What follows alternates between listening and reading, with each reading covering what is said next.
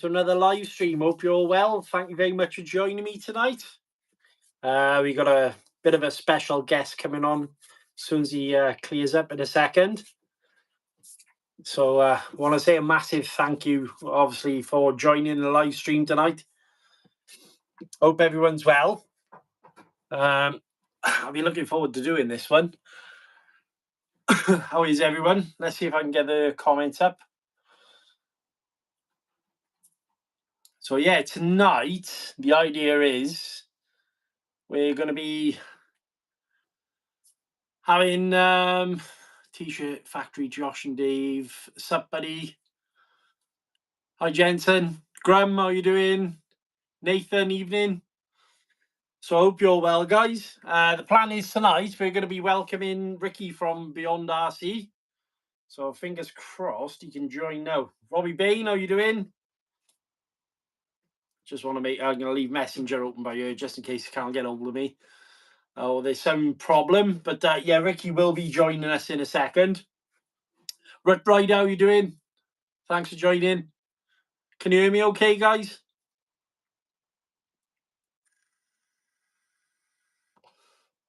How's everyone's week been? Are you getting ready to go out this weekend? You taking the cars out? You off out to have a bit of fun bashing? Loud and clear, happy days. Yeah, audio's fine, brilliant. I always like to check, guys, because I do have some earpods that I can put in just to make it a bit clearer. But yeah, I'm always aware that you can't hear me for some reason. We are going to be joined by Ricky in a second, I'd imagine. So you're anyone going out bashing this weekend now? Robbie Bain sounds good to me. Thank you, guys. If you obviously in the comments now, share this out amongst your socials. That'd be absolutely awesome if you don't mind. I'm gonna share it out. You got a big show live stream before GTA. Nice, lots of wrenching. Hopefully some bashing, sunshine. IDK, hi, how you doing? Nathan, waiting on centre diff Eternals for the HG out drives for the Maverick. There you go, Ricky's in the comments. Be there in a second, having connectivity issues. Haha. No worries, Ricky. No problem at all, bud. I'm thinking of getting the Omni Terminator Carbon. What do you think of it? Well, I wasn't going to tell anyone, but I go on coming tomorrow. So yeah, I'm quite looking forward to it myself. Are you from Munich? No, Wales. I'm good, thanks. Yeah, thank you very much. How do, mate? Hello, Craig. Thanks for joining. Guys, jump on your socials, share it out. Yeah, it'd be really helpful if you don't mind. I'm going to just share it out amongst mine. Maybe to share. Get on the share button, guys. Hit the like button as well. The more people who share it out, the more people who jump in. Cindy, I broke my Grom today, but ordered a new servo saver. Oh no. Okay, so you broke the servo saver? Wales, I know someone from there. Oh, that's cool. Mike Bonnan, thanks for joining. What sport do you like? Rugby. Very much a rugby fan. Sport-wise, obviously, I'm motorsports. And then, other than that, really, RCs. Get them shared out, guys. It really, really help. Let's just see if I can share this out amongst mine. What's my favourite team? Well, obviously, Wales.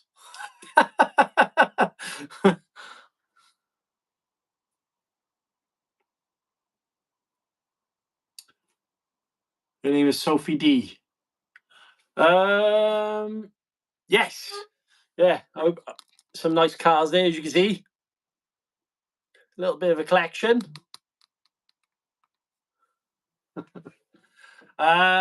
Skeeter, Omni Terminator, going for some bashing tomorrow. TC Spark, what's your opinion? The Team Crowley Spark, absolutely awesome little buggy. Very, very fast, actually, and well made. From what I've seen, I've not I am British, that's why. Yeah, thank you. What's my favourite real car? Oh, I've got loads of favourite real cars. There's too many to pick from, really. Do you stand? There you go. There's Ricky.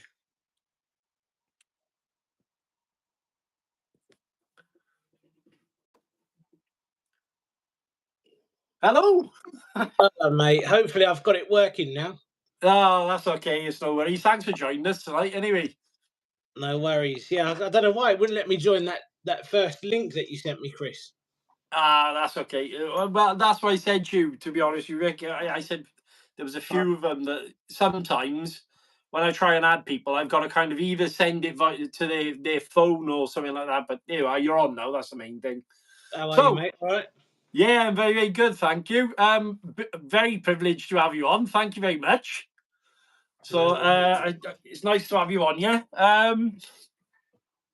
What I'll say, Rick, is I'm quite chuffed with the way you've been kind of going over subjects recently. Mate, A lot of us, some of them are a bit controversial, though, Chris. Some people don't always like to speak about it, mate. But sometimes you need to speak about certain things, don't you?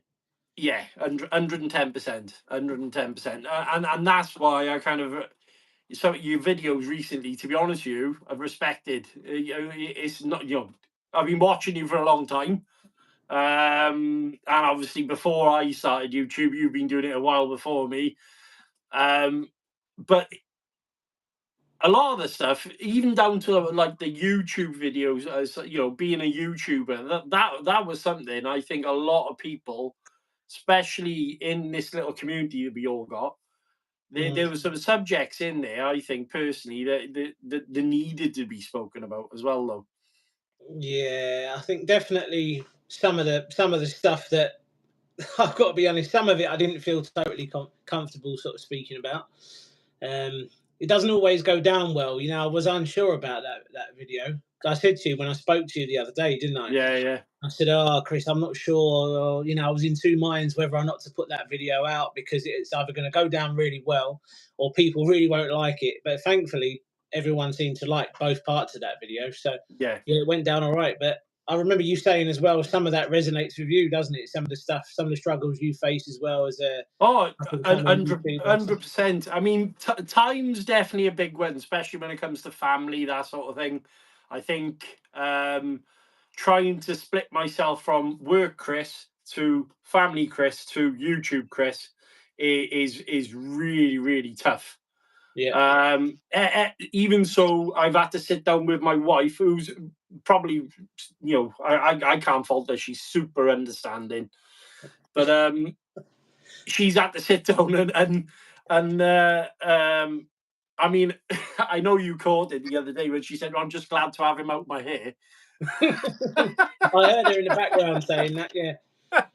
But she fair shout to her. She sat down, wrote a schedule, and I think that's the hard bit is scheduling everything. Like Yeah. sometimes I just look at what I've got around me and what I've got to do, and I just think, right, I'm not sure which one to do first. Yeah, this is it. It's trying to fit it all in around family life, isn't it? Yeah, That's sometimes the hardest thing. I think when kids are concerned, trying to fit it all in. I don't think people that don't do YouTube and stuff. I think they don't see the other side to it, the struggles that we face, and going out, waiting for the weather to be all right, going out, getting the cameras sorted, making sure they're recording and setting things up. There's so much stuff behind the scenes that people don't always see. yeah, And yeah, if they did see, maybe they would sympathise with us a little bit. Especially a lot of the haters. I know I mentioned some of the haters in that video that I did. And I think if people knew the full story and how hard it is to try and grow on a platform like YouTube, maybe they'd understand a little bit more. But mate, it is what it is, isn't it? You can't yeah. win it. I mean, simple things, just like going for a bash. Yeah. Going for a bash never is just a bash. Going for a bash is normally putting a camera on your head, then thinking Yeah. about things to talk about. In the meantime, especially I know you go out with friends bashing, and you're still trying to be social with them as well. Well, we're And out tomorrow morning, actually. I'm out of a group tomorrow, and I'm not taking any cameras with me. I'm just going to enjoy it for what it is. Because wicked. you're right. Usually you've got the cameras going and you're trying to socialise with everyone and have a catch up. And it's not always the easiest thing to do. So I've said, nope, I'm not taking any cameras with me tomorrow. I'm just gonna enjoy it. And you know what, mate? You need stuff like that from time to time just to let your brain switch off. Yeah. Yeah. Hey. And I think that's our happy place, isn't it? Oh yeah, I can see it in the back there. I posted that video and I've had mixed reactions with that one, Chris. To be honest. Well, I there was a lot again though. There was a lot there, to be honest, Rick, that I kind of agreed with. It pained me to say it because obviously, as you know, I love the truck, and I was, as I was watching the video, you got to the end of your video and you said, "Look, I love it," and I was Mm. like, "Phew," you know. Yeah, but I was starting to wipe sweat off my head, and yeah, look, no, but I think that's it, isn't it? It's like this is another thing when you do the reviews and stuff, and when you take any product really, you're always going to find the good stuff and the bad stuff to talk about. Yeah, I yeah, think it becomes a problem when all you do is mention the bad stuff, and it's not always the case. A lot of the time, that the stuff that we review, you'll find that a lot of it is actually really good. But then yeah, there might well, be a couple of things which isn't quite right, and then you mention that as well. And then it's simple. It's a simple case of people just watching us, hearing what we have to say, our opinion on it, and then going and checking other channels as well, and and you know, and, and, and and make their final decision up once they've seen all the videos out there. I agreed. I mean, the old sort of YouTube wormhole comes to mind. So you kind of start off looking at maybe, let's say, your video, and then people will just keep going and going and going. And Yeah, look, a lot of the time, let's be honest, if you're looking at a product, your mind just needs convincing. yeah, I mean, it's like going to buy a real car. You go to look, you look at the car, you think, oh, that's nice. I really like that. And then the only reason why you go for that test drive is just to convince yourself that's the car for you. And it's the same, exactly the same with RCs. yeah. Um, And this is it. And I'm pretty sure I used the same example the other night as well when I said to you, it's just like the old style Top Gear. Let's say Jeremy Clarkson, for example, would find all the good things about a car, and then he would tell you the stuff that he doesn't like about it at the end. It yeah, doesn't mean it's a bad car. It doesn't mean that people shouldn't go out and buy one. He's just given his honest opinion on what he makes of it. And essentially, we're doing exactly the same, just on a miniature level. yeah, well, yeah, exactly that. Really, to be honest with you, But, what would you say is your biggest struggle building your channel, Rick? I think fitting it around family, in all honesty, because as you know, I still work full time as well, and I Yeah. do shifts. So trying to, I still do night shifts as well. So when I'm coming off of my night shifts, I'm sleeping throughout the day for that, my first day off, and it's trying to find the time to fit it in amongst having young kids, working full time as well. Unfortunately, I'm not quite at the stage yet where I can do it full time. I'd Hmm. like to think I'm getting fairly close now, but we're still a little way to go yet before that can be a reality. Yeah, I think time for me is the hardest thing, and trying to fit it around the kids. And because they're only little still, they're only 5 and 6. They're still very much dependent on mum and dad at the minute. They're not. Yeah. They're not at a point where they're teenagers and they'll be playing their games in their room and they're not really interested in what I'm doing.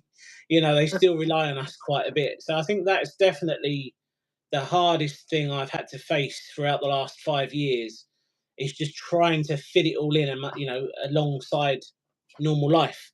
Yeah. That's the biggest struggle for me. Because essentially something's going to get sacrificed. Yeah, Yeah. and I've sacrificed a lot, Chris. I'm not sure about you, but there's been times where the weather's been nice and Becca, my partner, said, I'm going to take the kids out. Do you want to come with us for a walk to the park? And I've said, no, I can't because I'm too busy editing a video. And then I start feeling bad because I think, oh, I should have gone with them because they're not going to be this size again. And, Yeah. it's all of that stuff. But then at the same time, I'm trying to grow a successful channel. So like you said, something has to give. But Yeah. I try to assign a couple of days a week where I, do stuff with the kids and stuff. I don't just completely forget that they exist. But No. I think, yeah, definitely the hardest thing for me in the last 5 years that I've been doing YouTube is just finding the time to try and fit it in. It's really been a difficult thing to do. And I think, it's like a kind of raw nerve sometimes, because when you see obviously negativity on your channel, Yeah, you know what you sacrificed, time, effort, even down to monetary, and time with your children, that you're not going to get back. I mean, you can only you're sacrificing something you've got now to make a mm, better life for. exactly that. I'm sacrificing the time now and everything else, but hopefully in the future things will get easier. Obviously, the kids are going to get older. Hopefully, the channel gets larger and everything just becomes easier. I think Mm. the hard graft is just the present time. Hopefully, things get a little bit easier as time goes on. But yeah, I think we both know how much of a struggle it can be trying to find the time and everything else. So on the more positive side of things, what's the favorite thing about you being doing YouTube? Um, Obviously, we get some nice bits sent to us, which some of the cars, a lot of the samples that come through is quite nice. I remember when my very first sort of free RC car come through, and it was just a little high boxing 16889, great little truck, still a great little truck even now. But I remember when it turned up, and I never paid for it, and they sent it to me and said we want you to review it and everything else. And even though it wasn't the most expensive truck out there, when you first get that thing for free, you kind of think to yourself, like, I can't believe someone sent me something to feature on my channel, which I Mm. started with nothing more than my mobile phone. Yeah. Um, and then obviously, as things get bigger, you get slightly better offers and stuff. But not only the free cars, but it's nice interacting with everyone on here as well and answering the comments. And I think it all comes down to helping people as well. Yeah. I do like to. I mean, I've done loads of sort of beginner guides on my channel. I like to do sort of top 5, top 10 videos to try and help everyone to get into the hobby, because a lot of people think it's really expensive and you have to buy an X Max and everything else, but you really don't. I mean, No, you don't. this. No, you don't. You've experienced some really cool, slightly sort of more affordable budget cars, which are absolutely brilliant, and you don't have to go out and spend 200, 300, £400 to get into the hobby. You can spend 100 quid and go out and have some fun, and then if you do like it, then you can go out and buy the bigger and better stuff. You know, Yeah. And honestly, a lot of the time when the camera is down, you've obviously seen my bashbot, yeah, yeah, and I will just grab one of the cheaper, smaller cars, so I can literally just go and give it hell. And mm, I have just as much fun with that as I would do with taking something like that out. As you and it's a good point, mine, to be honest. A lot of the time, you're a little bit worried on where you're going to go with one of these, who you're going to be around. yeah, Whereas the smaller cars, little park, little bit of tarmac, little bit of grass, yeah. you're It's hurting like I anyone said. apart. Yeah, exactly. It's like I said in the video that I did. Space is one of the biggest factors with a truck that size. They're lovely. They're lovely trucks. They drive nice and everything else. But at the same time, you've got to have a proper, like, really good location to be able to run them. Because you Yeah, can't really run that in the local park. I did sort of say that on the video, and then I had loads of people saying, "Yeah, but where I live, my backyard is the size of a park." Yeah, but we don't have that luxury living in the UK, or for example Wales, where you are. You might do, but I certainly don't. The area where I live, I've got a decent sized garden, but it's not big enough to run an X Max. You no, know, no, so I no. think, yeah, space is definitely an issue once you start looking at the big 1/5 scale stuff. It's like my 30 degrees north. Trying to find somewhere to run it is impossible almost because of the noise, and everything else, and it barely gets any use. And it's almost the same story with the X Max. Trying to find a suitable location, really, Yeah, really hard to find sometimes. yeah. Great truck, just I think you're right there though. The 30-degree north is probably like the X Max, in the sense of where to run it is probably the X Max times 5 yeah. because of the noise factor. But when you drive it, you remember how much you like it. That's the problem. That's it. Like I had it out a couple of days ago, and I thought, do you know what? I really miss driving this truck. So I'm just seeing Gary's one of the lads coming out with us tomorrow. He's actually in the comments as well. I will be bringing it with me tomorrow, Gary. I'm going to get it out tomorrow, Chris. I'm going to give it a blast. Nice. We've mentioned a few times about meeting up. I hope you bring it up here. Obviously, we've got some amazing bash spots up here. I've found 2 more over the past couple of days, and I hope you bring it up because for sure. Yeah, I'll bring the X-Max up, and I'll bring the 30 degrees north up as well. And I think you'll really like it. I know you haven't really done much with sort of petrol and nitro and stuff, but I think once you experience it, you're going to want one. Yes. Yeah, see, this is where the problem lies for me, because I know as soon as it's put in front of me, I'll go, oh, and stop dribbling. Oh no, Rick, I want one now.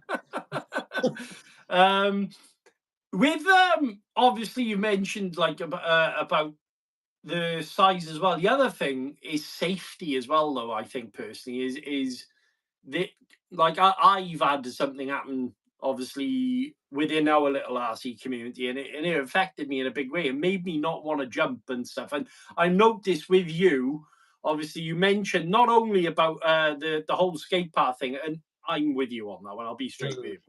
I'm not in skate parks. I'm not into going and abusing my trucks within an inch of their life that they come back in pieces. I think, there's a time and a place for everyone to do whichever side of the hobby they want. But I mean, look, there's a lot of people out there, without saying too much, that are very successful at doing stuff like that. But you also got to have big pockets and you mentioned it's a tough one. It is a tough one because, like you say, people enjoy the hobby in their own way, and you can't sort of say to anyone, "Don't do that," because that's not right, because that's what they enjoy, and that's not the intention. But just because they do it doesn't mean everyone else has to do it. It doesn't mean that's what everyone should be doing. So the whole skate park thing, I've spoken about it loads. I'm not going to keep mentioning it, but just because some channels like to do that kind of content doesn't mean I have to do that kind of content, or but then you'll find that certain people have expectations. Some viewers have expectations that because a really large channel went out and done a durability test on a whatever Kagama 4, why haven't you gone out and done exactly the same durability test on a Kagama 4? And it's because that's not how we enjoy the hobby. We don't enjoy doing that kind of thing. We like to enjoy the trucks in a different way rather than throw them around at a skate park and drive over them and run them over and that kind of thing. It's not the sort of thing I particularly like doing. And I think you're very similar in that respect, that you don't like treating them the same way. I think, and like you said, I think a lot of it does depend on the level of money and budget that you have, disposable income. Because if you get to a point where money's not really an issue, you can run a truck over and go out and buy all the bits to repair it, or just buy another truck. Don't worry about repairing it; just go and buy a whole new truck.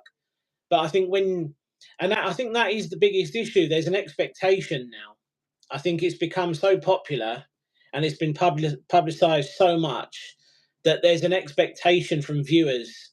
I think a lot of the younger viewers as well, that every channel is going to do the same thing.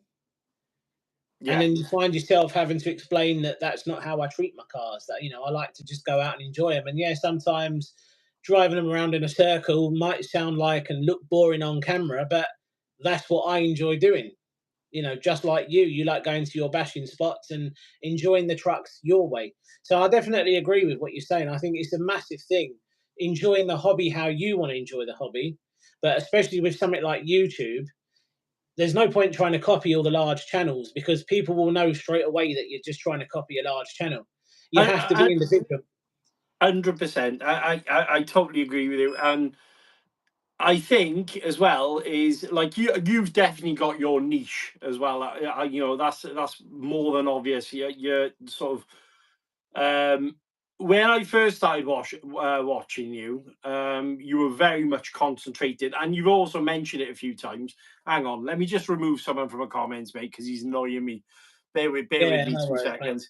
Yeah, we've got all sorts of stupid comments It's in all there a good. second. I'll have a look at some of the comments. Yeah, oh yeah, I can see.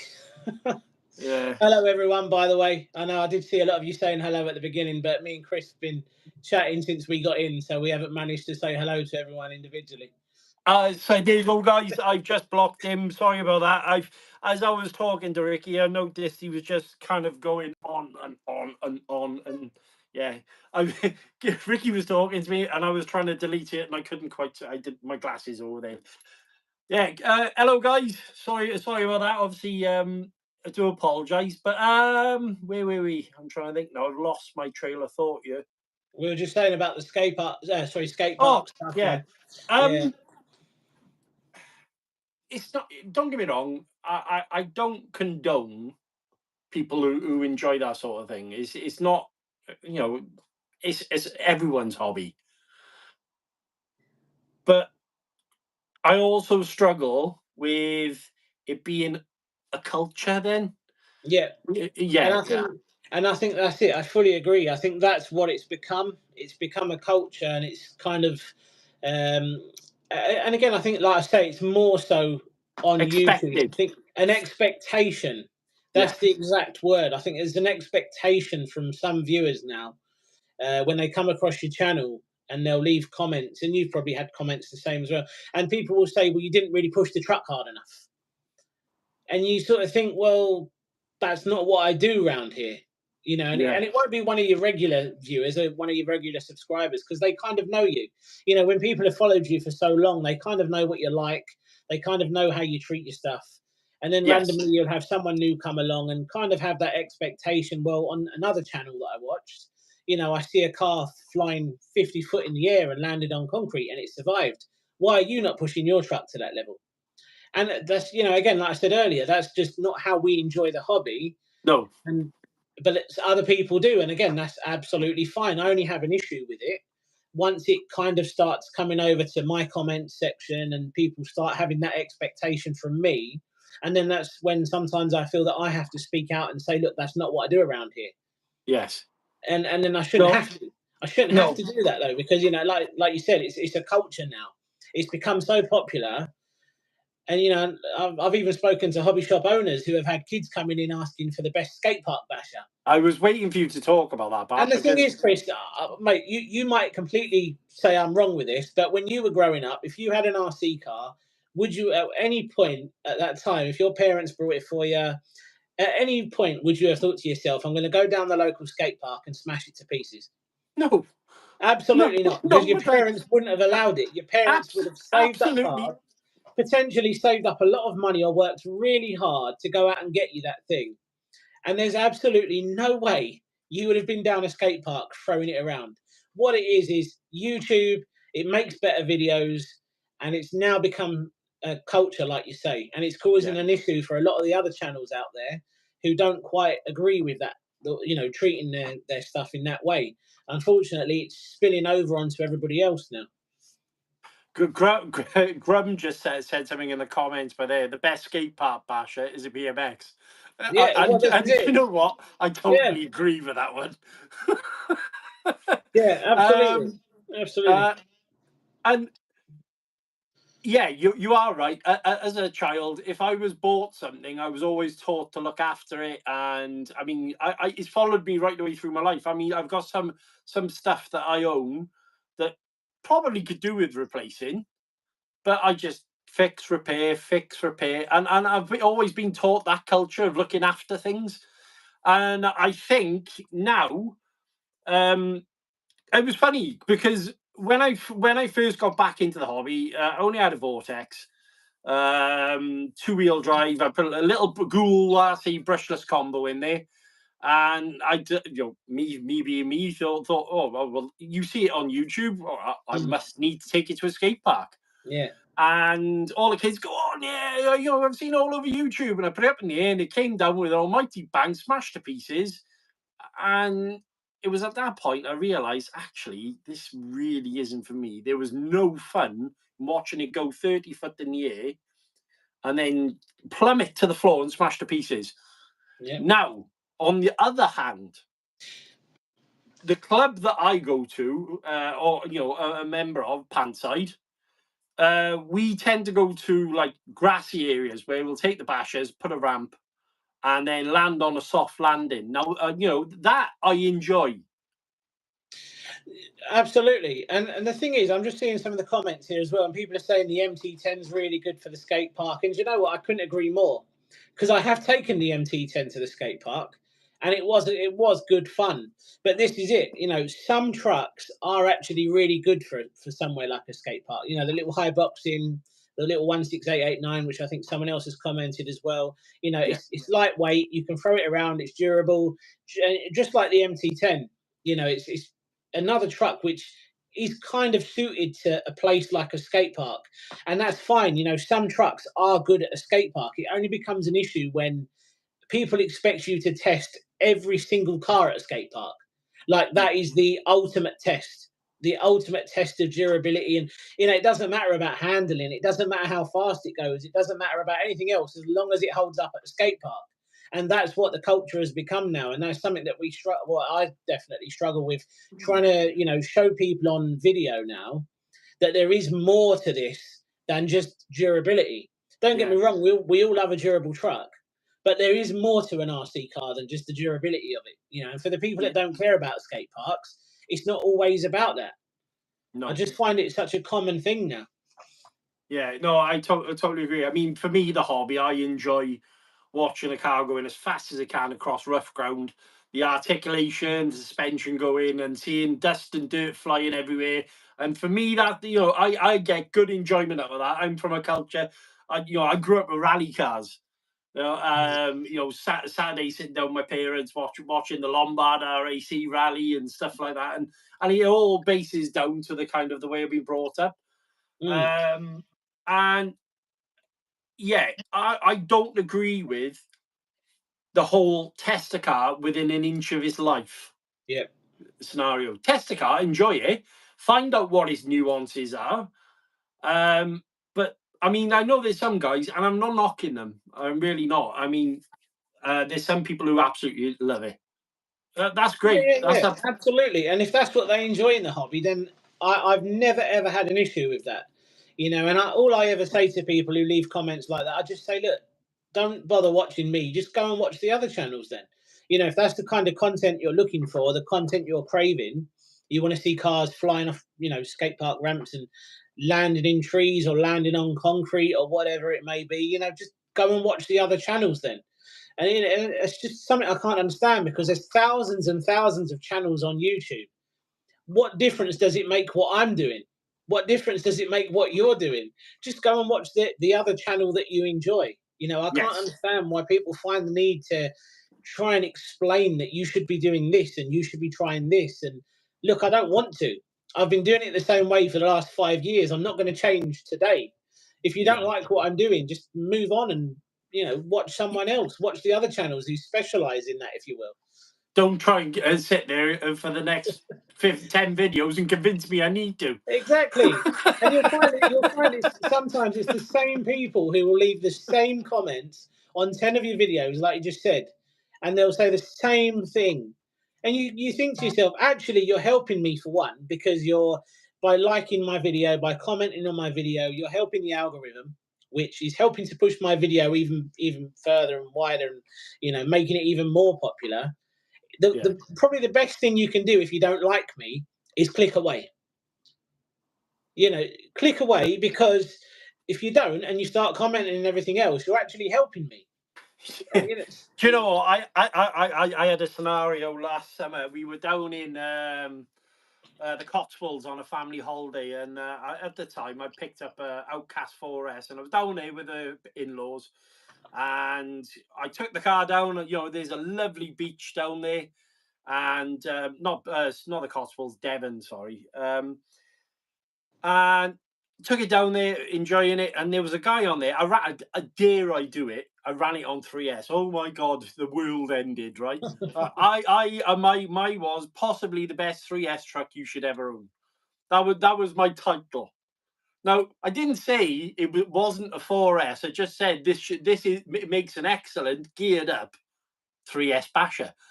And there was a guy on there. I think his name was 100 Eyes. There you go. That was the guy's name. He banned off the channel now. Anyway, we got rid of him pretty quick. But I counted 253 comments, all trying to state that I knew nothing. You know, it was all a load of rubbish, and it was actually my father-in-law. We sat there, we were having a beer. It was a lovely summer's night, and he said, "What exactly are you worried about here, though?" I said, "Well, I don't know. This guy just keeps going on and on." And he said, "Well, think about it though. Every time you put a comment on there, someone else jumps on and says something to him." Yeah. And this video just went through the roof. I was like, and that was my first. This is why it did. It's because in videos that get lots of interaction seem to get really popular. Yes. You know, so like you look at my last sort of few controversial videos, the Tamiya one, the crawling one, you know, the Habal one that I did when I said it was underrated, now the X-Max one, you know, all kind of semi-controversial topics. But all of those videos have done really well because you're kind of stimulating the algorithm kind of thing. I know some people say it doesn't exist, but it very much does exist. And you want a lot of interaction on your channel, regardless of how you're doing it. It might be likes, it might be comments, it might be people sharing stuff. All of that is good stuff. And that is what helps to grow a channel and grow, you know, it will give you more popularity. And that is how to do it. Yeah. You know, and this is it. And by people coming over and having a big debate in your comment section and stuff, and especially when they start saying that they don't like what you're doing and everything else, but you're helping me. You're helping me by being here. You're watching through the video and you're nitpicking things that you could just click away. You know, if you don't like what I'm doing, you don't believe in me or my channel, just go elsewhere. Yes. Yes. You know, I really struggle to understand the thought process of some of the haters out there, some of the people who try to make our life miserable, but it never does because we don't lose any sleep over it and we carry on. No, you go to bed, you cuddle next to your wife and you think, well, tomorrow's another day and the world's a good place. My kids are happy, my wife is happy, I'm happy. And that is one of the biggest points here. As much as YouTube is a thing and you enjoy building the channel up, and it very much, I'm super enthusiastic. Yeah. But I could step away from it all and I'm still going to be happy. Yeah. There is sometimes, and certain things happen, and it does get to you. But it's learning to separate yourself as well. I think personally, I think that when you let people get to you, and when you let stuff, and again, I did mention this in the truth about being a YouTuber video that I did. I think when you start letting people get to you, that's when they start winning. There's my wife by there now. No such thing as bad. Danielle. Yeah. All publicity is good publicity, Danielle. That's what they say, don't they? Yeah, she is right though. There is no such thing as bad publicity. No such thing. Any business, you know. Oh, Johnny by there as well. Hey, John, how you doing? Sorry, guys. I know we're talking our brains. We're talking a lot, and we're not actually replying to people here, Chris. Should we reply to some people? Yeah, we'll have a little look through, shall we? Yeah, come on then. come on then. There's a lot of comments been happening. Thank you for persevering, because me and Ricky have just been going on one by you. Right. Cyprian, thanks for joining. You got Grum. Well done on your first milestone, my friend. Well done with that as well. Johnny is the guy who gave me. Did you see the MT410 on my channel that was given to me? Yes, I did. Yeah. Let's have a look. Who else we got in here? Any questions you want to ask Ricky, guys, or myself? RC Hotspot, how you doing? Gaz, I'm a fanboy. How you doing, my friend? Monster, hello, mate. There's so many comments in here. I don't know where to start. It's hard to try and get through them all, really. Right, let's start it from you. If you got questions, go. Before we end up talking about something else, Chris, and then we get carried away again. Yes. What What are you both bashing this weekend? Good question, actually. Go on then. You first, Rick. Tomorrow I'm taking out the SSTE, of course. Yeah, hang on. X Max. See, there it is. X Max. I think I'm going to take the Kagama 4 with me as well, and I've got brushless Gorgon that I'm taking out with me as well. So I've got a handful of cars. Yeah, it's brushless. Yeah, a handful of cars to have a little rip around with tomorrow. Do you enjoy driving the Gorgon? Oh yes. You know what? I really like it. Don't you then? No, I do. I was just going to say, a friend of ours, Matthew, he's actually in the comments. He had one and he put a little brushless combo in there. And I tell you what, that thing absolutely For the money, great cars. Great cars for the money. You know, and if there's people out there, you know, I've said it on some of my videos as well, if people aren't into the whole, you know, sort of budget Chinese stuff, but they still want to go down the sort of named brand route, then go for something like a Gorgon or a Fury, you know, same platform, longer wheelbase. And then obviously you can upgrade them, stick a mild brushless system in there and pretty much be happy. I was surprised. I do love the Gorgon. I was surprised how good the wheels are. Yeah. No foams, just brilliant. Yeah, absolutely. The only thing I think is a little bit annoying is the cost of some of the spares. You know, I need a new body on mine at the minute, and I think they're still 60 odd pound. I think 60, 70 quid maybe. And I think that's a lot of money considering Armour have kind of marketed them as beginner inspired trucks. Totally agree. You're sort of paying 60, 70 pound for a body. And I think there was a point where the slipper clutch was 40 quid, a diff was 40 quid. And then what was happening was people were buying the full car to use as a parts car. And then that was reducing, you know, availability even more. So there was a point where you couldn't even get them because people were just buying them up because they were cheap enough to buy.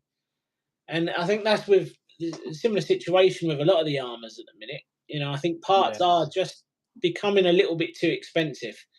And you know, so a lot of the Armour guys will hate me for this. I think that was the attraction. As you can see, you've got the Outcast there, and that was one of the big attractions why I liked the X Max. So was if I broke it, it wasn't expensive to fix. It never really wasn't. Never has been, you know, and that's it. You know, it's probably cheaper to fix the X Max than it would be some of the 1/10 scale trucks out there. Yes. And as you said, the Gorgon, I didn't even realise the body was that expensive. Yeah, no, it is. Yeah, I think it's about 60. I think £60. Gary will know. Big Gaz, I'm a fanboy in your comments there. He's obviously he's a massive Armour fan, you know, and he'll know how much the bodies are. But Gary, are the bodies still 60 pounds? So is Gary your friend? Yeah, he is. Yeah, he's coming out with us tomorrow. Right. No, so when we spoke about it, when we spoke about it the other night, I was like, I couldn't work out. Gary. Yeah, I know Gary is now. He's a friend of mine. Yeah, no, he's coming out with us tomorrow. He'll confirm it in a moment, I think. Yeah, someone else has as well. Yeah, they're about £61 for a body, and I think that's a lot of money for a beginner truck. You know, considering what are they, £130? I think ready to. No, I don't even think they're ready to run, are they? £130, I think the blue one is, which is the one that doesn't have the charger or anything else. Which, you know, it's half the cost of the truck, isn't it? 60 quid. It's, as you say, they've kind of marketed to sell units then, really. Well, because you may as well, you know that possibly you're going to break something else if you're fully sort of into that truck. As you said, you may as well go ahead and buy yourself an additional truck, knowing full well you've got a barrel full of spares. Yep. Yeah. And I think that's what a lot of people are doing at the minute. People are going out and buying a whole new car just to use as a parts car, spares car, because the parts are just too expensive. And I can't understand why they're going down that route, to be honest with you. You know, I think Armour are slowly becoming. This is going to sound really bad, and I really don't want to offend anyone, but including you, Gary. But someone did leave a comment on one of my videos saying they're becoming the new Traxxas as well, and I think, you know, that is kind of true. Twice. Yeah, no, but it's true though, Chris. You know, Traxxas has for a long time kind of been like the Apple of the RC world. You know, you see it with their batteries. They want everyone to run their own batteries. They want you to have their chargers. They want you to stay with the brand. Yeah. And for a long time, Armour were never like that. You know, you could use your own radio if you wanted to. You could use your own batteries and chargers as long as they had EC5 connectors on them. Yeah. You know, it was never a case of they were trying to keep you in the brand. Whereas now it very much feels, especially with the new 223S ESCs, I think found that a really strange move, to be honest with you. really, really strange move. And you know, I think it was a case of, now that you can bind the Spectrum radios to them, which I don't think you could do all of them at one point. I think you can now. Yeah. I kind of think that was done for that reason, because they want to try and keep everyone with the Spectrum radios, and then of course all the the Spectrum smart batteries and everything else. It's an And a lot of ecosystem. exactly. But as a business choice, as a business decision, it probably is a wise move for them. Unfortunately, it's the consumers that, us who run these cars every day, who are going to be the ones who are Picking up suffering the a little cost. bit. Yeah, this is it. And I think someone was saying recently as well that a lot of the low voltage issues and the ESCs cutting out, because there's a lot of that going around at the minute. I had an issue with the Vortex that I had. Some people are reporting lots of issues. Some people aren't. And then some people are saying it doesn't happen if you use the Spectrum batteries. But then when you look at the cost of the Spectrum batteries, they're really not worth it for what they offer. No. And then you kind of think, well, is that the case? Is it a case that Armour wants you to go out and buy the Spectrum batteries to use on their 223S ESC, which are also binding to their Spectrum radio? So it's kind of like, is this purposely happening just to get everyone in? Like you say, it's an ecosystem. Get everyone into the brand, lock them in, and we're going to make more money that way. But I just don't think that's the right way to go about it. I think they've made some really silly decisions lately. I think especially with the new ESC on the 1/10 scale cars. Well, let me just say, and you mentioned about Traxxas. Now, the funny thing is, as much as I love this truck, and you know where I'm going with this, as much as I love this truck, fully invested, I didn't appreciate the fact that I ended up replacing that. Yeah. And the reason being is because Traxxas locked down any capabilities of changing low voltage. And see, that's where my problem lies with a lot of these companies. Like, you've got companies out there, a lot of the Chinese brands will pretty much allow you to do anything. You carry on. It's your car, whatever, right? HPI, Ferrari, plug a hobby wing card in, no problem. Everything's good. Armour, I was on board with that because you could buy the Armour programming card, and again, full capabilities, update all your firmware. And I'm having an issue now recently, and I found it a little bit shady personally.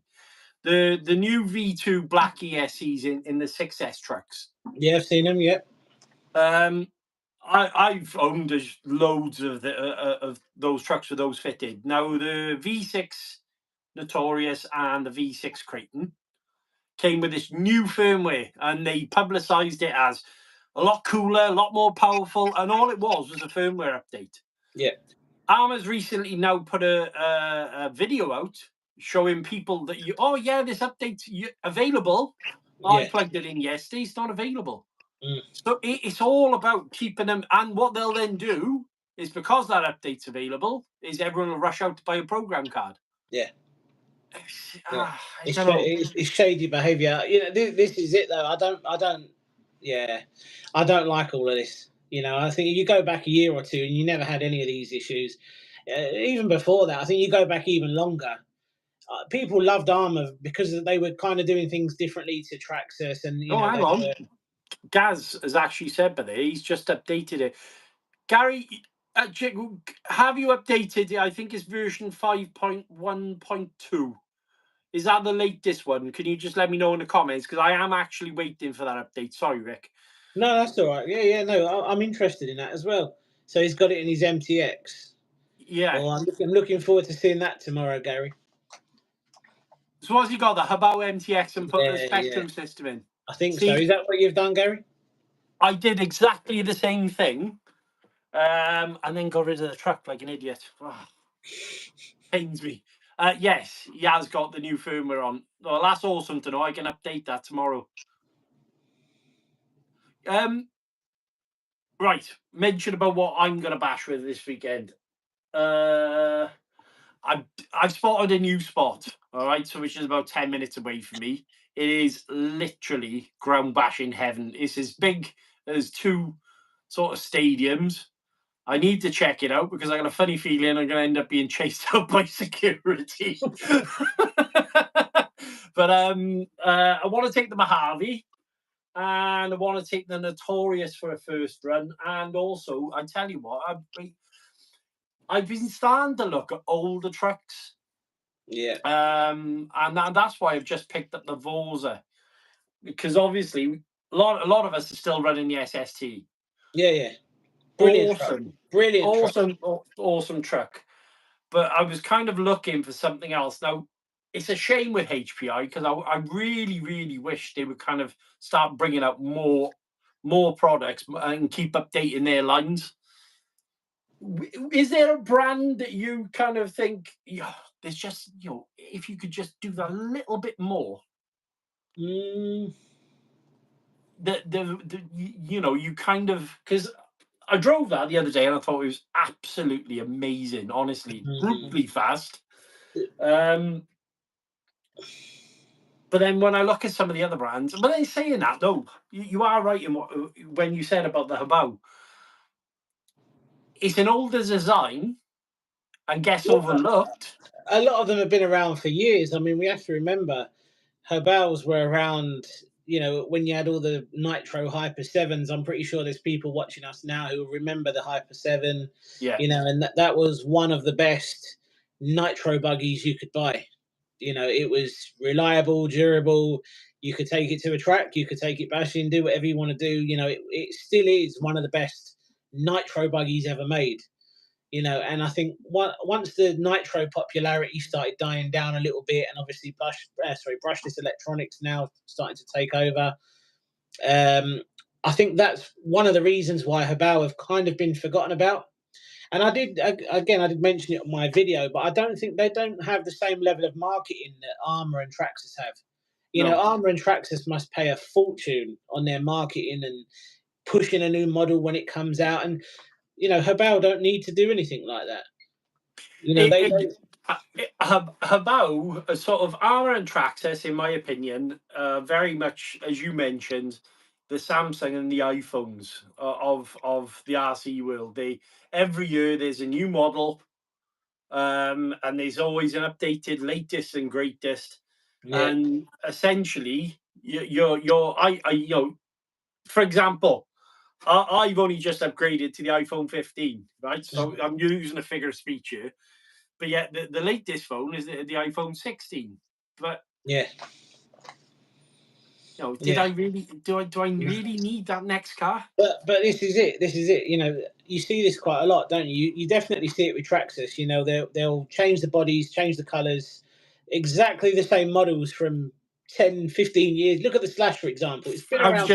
Literally just gonna say that. Slash has been around for years.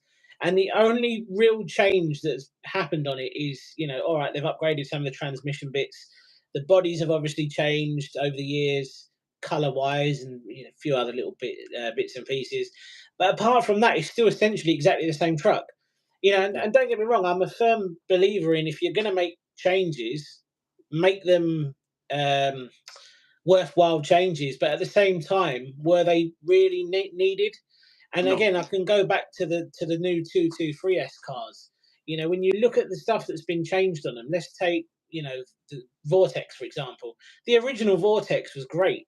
I love the original Vortex, the 3S BLX. You look at what they've changed on it now. They've given you a clipless body, which is a little bit of a pain to get on and off because you have to sort of press it a certain way. You've now got the center diff on it, which you didn't have on the original Vortex, obviously. But there was never a point where I was driving it around thinking, I wish this thing had a center diff. No, I really wish it had a centre diff. I'll be straight with you. I actually liked the controversy. I like the slipper clutch. It made the car But snappy. in all, that's it though. In all the three SBLX cars that I've had, I've never had an issue with the slipper clutch. You know, and I just, like I said, I was never at a point where I thought to myself, I wish this had a centre diff.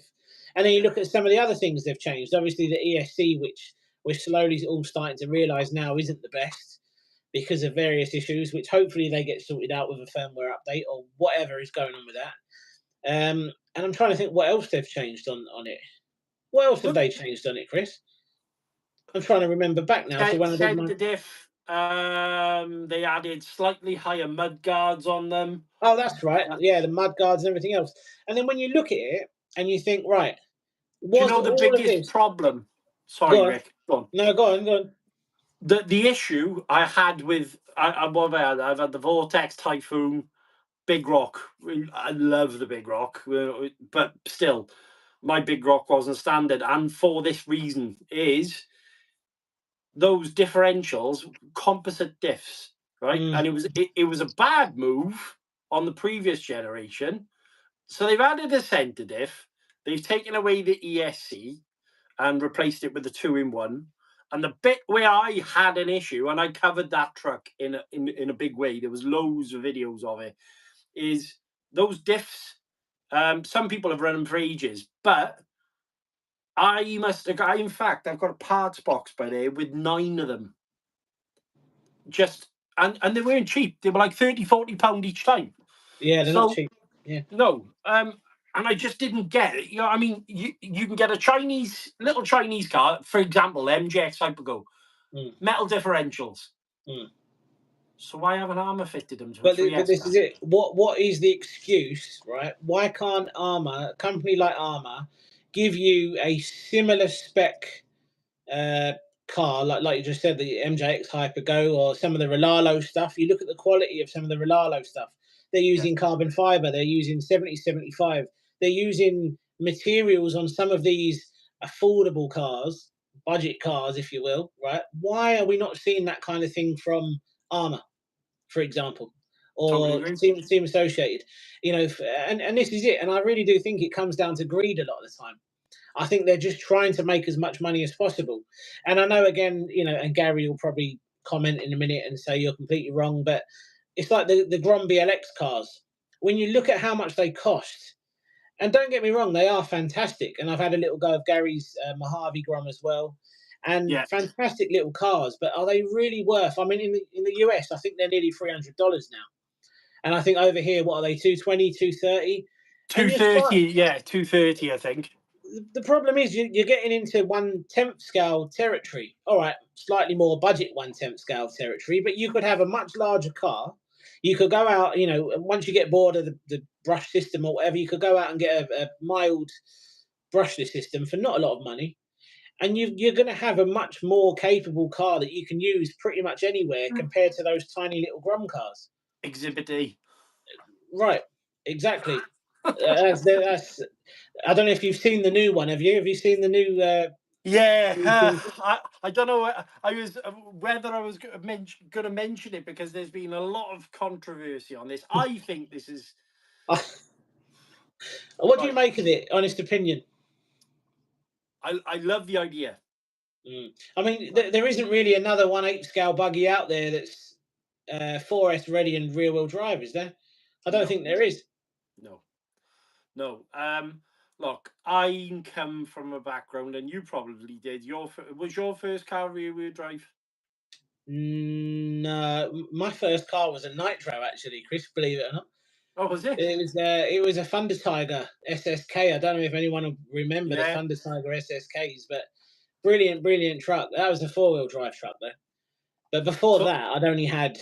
I mean, that must have been a 2005, maybe even before 2006. No, it had to be before. But before that, I'd only ever had sort of your Toys R Us specials, you know. Yeah. That was like my first ever. I remember walking past the hobby shop near where I used to live and seeing it in the window, and sort of telling my parents, "Oh, I really want one of those." And obviously walked into the hobby store, And then, you know, the person behind the counter said, "You do know these are quite difficult to run, and you should start on something like a Tamiya." And no, I want that one. It was that kind of situation. And that was actually my first truck, the Thunder Tiger. Yeah, but that was a 4-wheel drive truck. But did you have a 2-wheel drive truck to begin with? Right. So, first RC I ever had was a rear wheel drive Tamiya.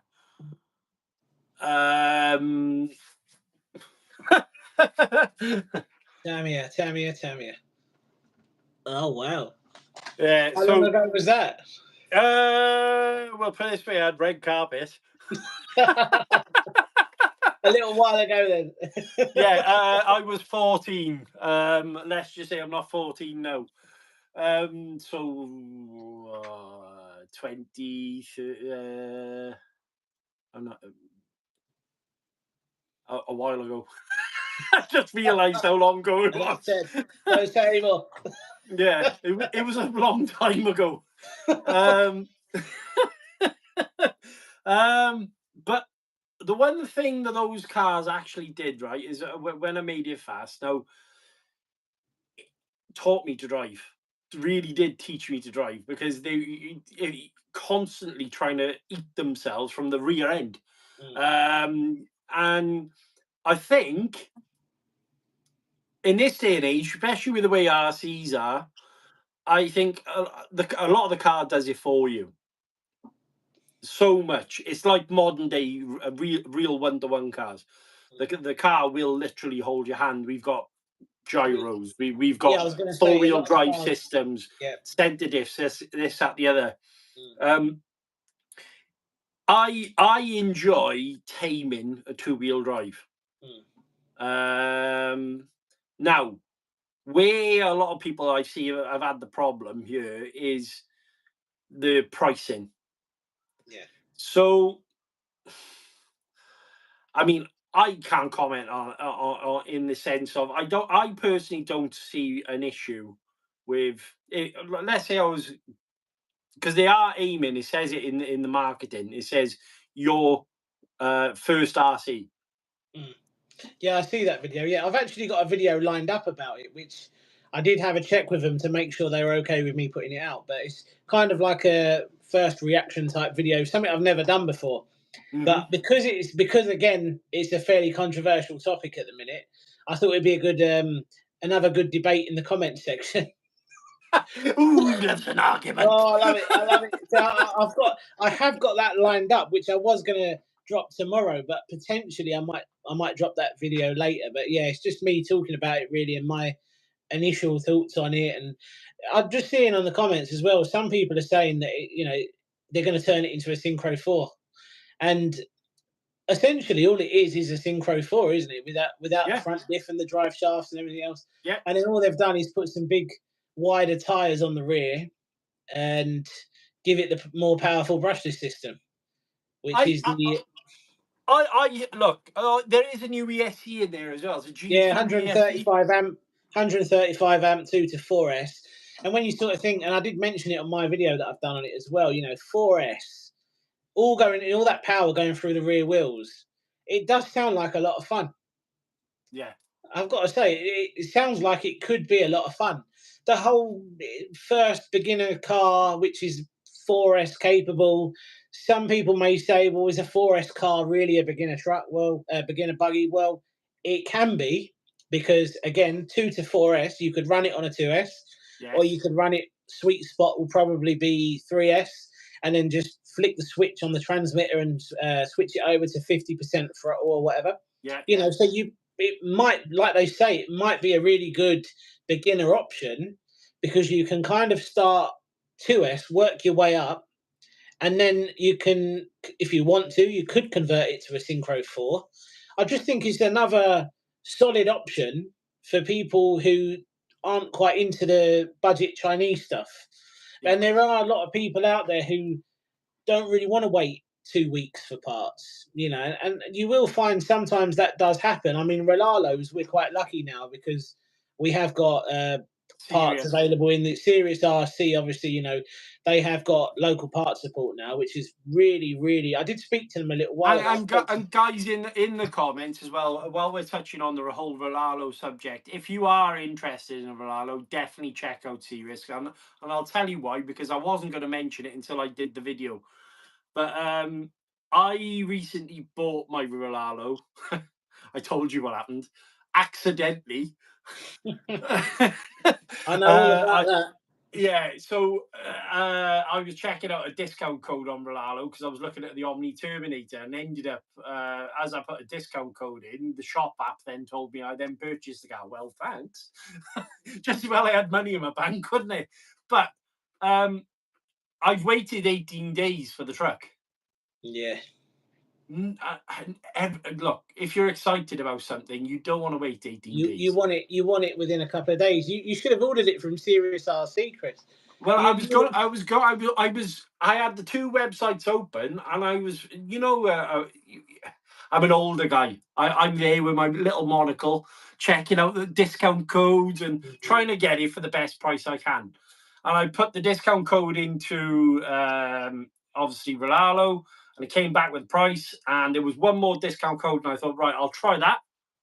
Yeah. And I had Serious RC bike here, and I knew the truck basically at that point was the same price as Serious. Yeah. Even with the discount code on Ralo. And when I put the discount code in, you went, "Oh, thanks for your purchase." I was like, "Oh, it's not ideal, really, is it?" No. I'll tell you what, though, that Terminator, I think we need to speak about that Terminator actually. Because that I know you haven't driven one yet. You haven't driven one yet, have you? Have you tried one yet? No, I've got the rally car. Yeah. I've got the rally car, which essentially is the same platform. Yeah, same platform. The Terminator, I still think, is one of the best trucks we've definitely seen from Ralo, if not the best truck they've made. Best sort of budget, affordable truck. Again, I think it's up there. I do. Yeah. I do think it is very, very close to the top, because you'll see when you try one, but it's so dialed in. Everything's so tight and out of the box. Yeah, you don't have to do anything to it out the box. It is really, really good out the box. You know, power-wise, brilliant. Did you get the carbon one? Yes. Yeah, brilliant, mate. You are really, really going to like that truck. You know, and I think it's one of them ones. I just wish they'd have just made it a proper 1/10 scale. You know, because it is. They say it's a larger 1/10. Larger 1/12 scale, or what's the word they use? 1/10 scale plus or something like that, or yeah. So I don't know what they said. They called it something, but essentially it's a 1/12 scale. You know, it is. And when I have done videos on it, and you'll see when you line it up against the MT10. Well, the MJX. Right, MJX, yeah, the 10208. 10208, the 4S1. When you line it up against all of those sort of more common, not common, that's the wrong word, the more sort of popular trucks out there, you can see just how much smaller it is.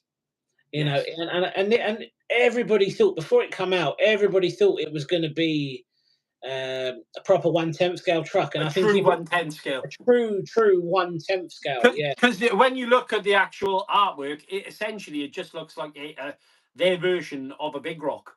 Yeah, it does. Yeah, and it excited me because I looked at it. I was like, "Oh, well, that does look good." I watched your video. I watched a few others, and after driving the rally car, though, the rally car, I've not opened a diff. I've not put a spanner to any wheels. I haven't tightened any screws. The only thing I have done is put the biggest pinion gear in it. And give it hell. Not bent anything, not broken anything. And I don't drive things lightly. I mean, all right, I don't jump things in the air, fine. But on the floor, I really do give them an hiding. So much so, my MJX isn't looking very. I'm not showing you that because it's a disgrace. I've got a video coming out on that now, but very, very impressed. And their quality control, I've not got an issue at all. I'm hoping the Omni Terminator is going to be the same thing.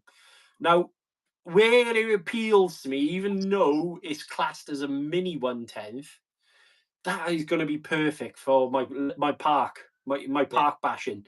And this is it. It's one of those trucks. It's kind of like the perfect size because you can take it anywhere. You know, you could throw it into a bag and literally take it anywhere, which you can't do with some of the larger trucks. No. And I think that's, even though it's not what I would have liked to have seen, you know, I would have liked to have seen it like proper 1/10 scale. Even though it's come out and it's slightly smaller than what I would have liked or what you may like. I mean, you'll see for yourself when you get it. I think it has it has sort of benefited some people because, especially the people who prefer sort of more portable RC cars compared to stuff that they have to, you know, rely on.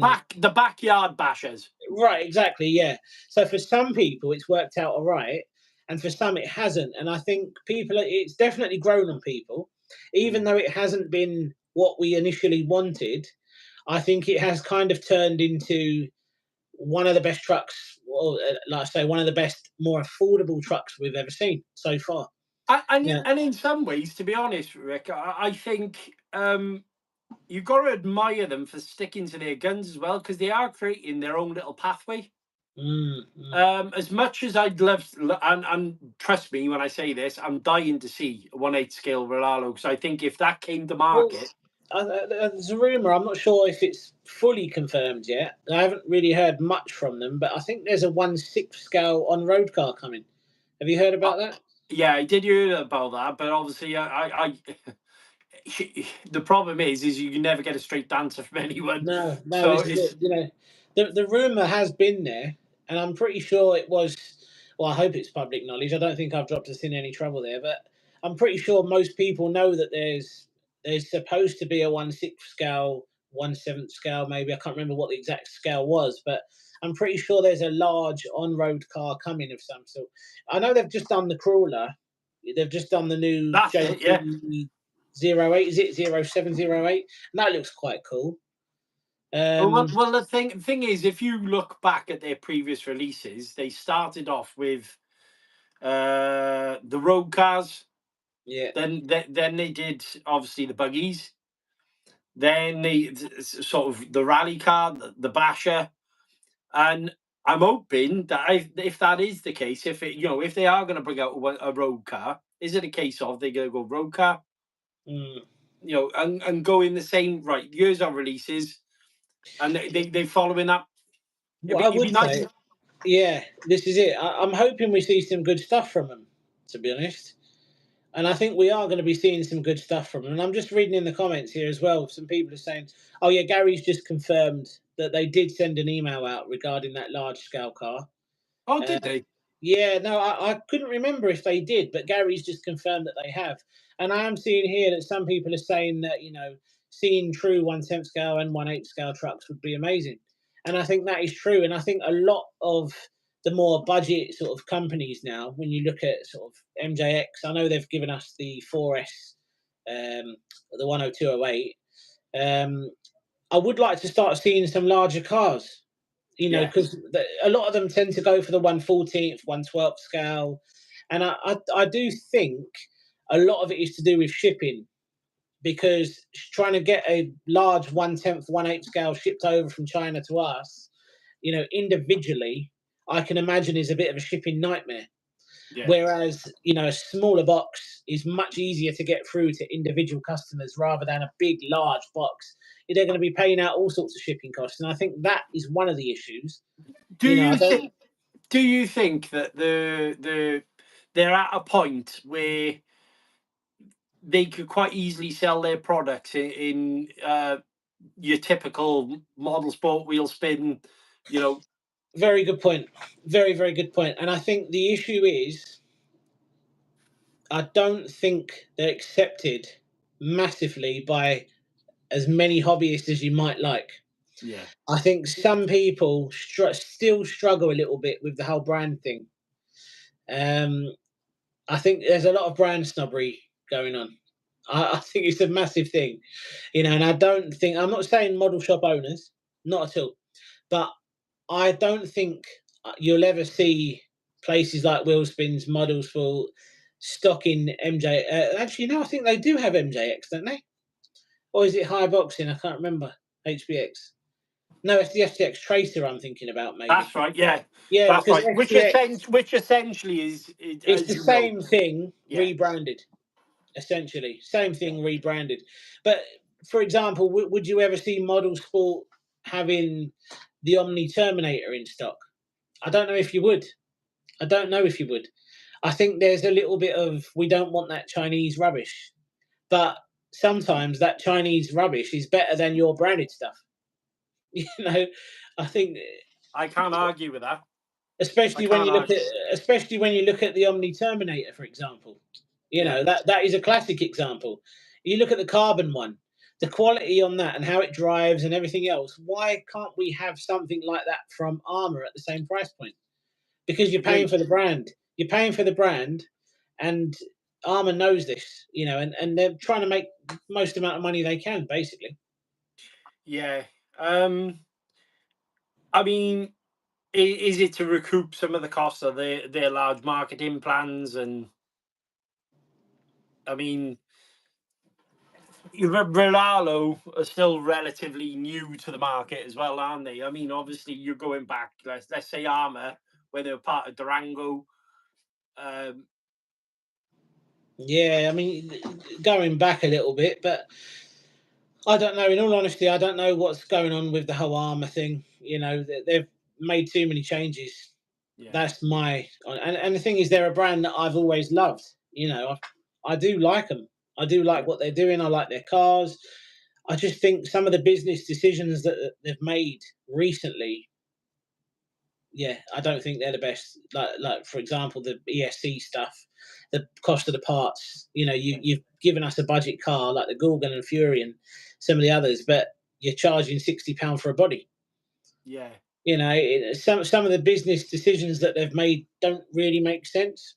Yeah, yeah. And I think the more they do it, Chris, I think the more they're going to get people moving away from them and looking into other things like the Ralalos and the MJX cars and all the others out there. Being straight with you, that's healthy. Yeah. It is healthy for the hobby when people start looking elsewhere, and you know, some of the I wouldn't call them off, but well, it is an off-brand really. You need, but the way Ralalos are going, you know, I don't think there'll be an off-brand forever because they're doing so well. I can see them getting into the same kind of territory as the larger brands out there. I mean, they had to work their way up to get where they are. You know, Armour had to work their way up to get to, you know, to the top as well, and that's exactly what Ralo are doing. I think the most important thing is that they listen to what we want, and they seem to do that. You know, and this is what I don't know if you ever had any of the WL Toys cars, but the WL Toys stuff used to be. Did I? You were the one who got me onto them. Oh. Yeah, honestly, I remember when I first started doing YouTube, and there'll probably be people watching us as well who'll remember the 144001, the little 1/14th scale buggy.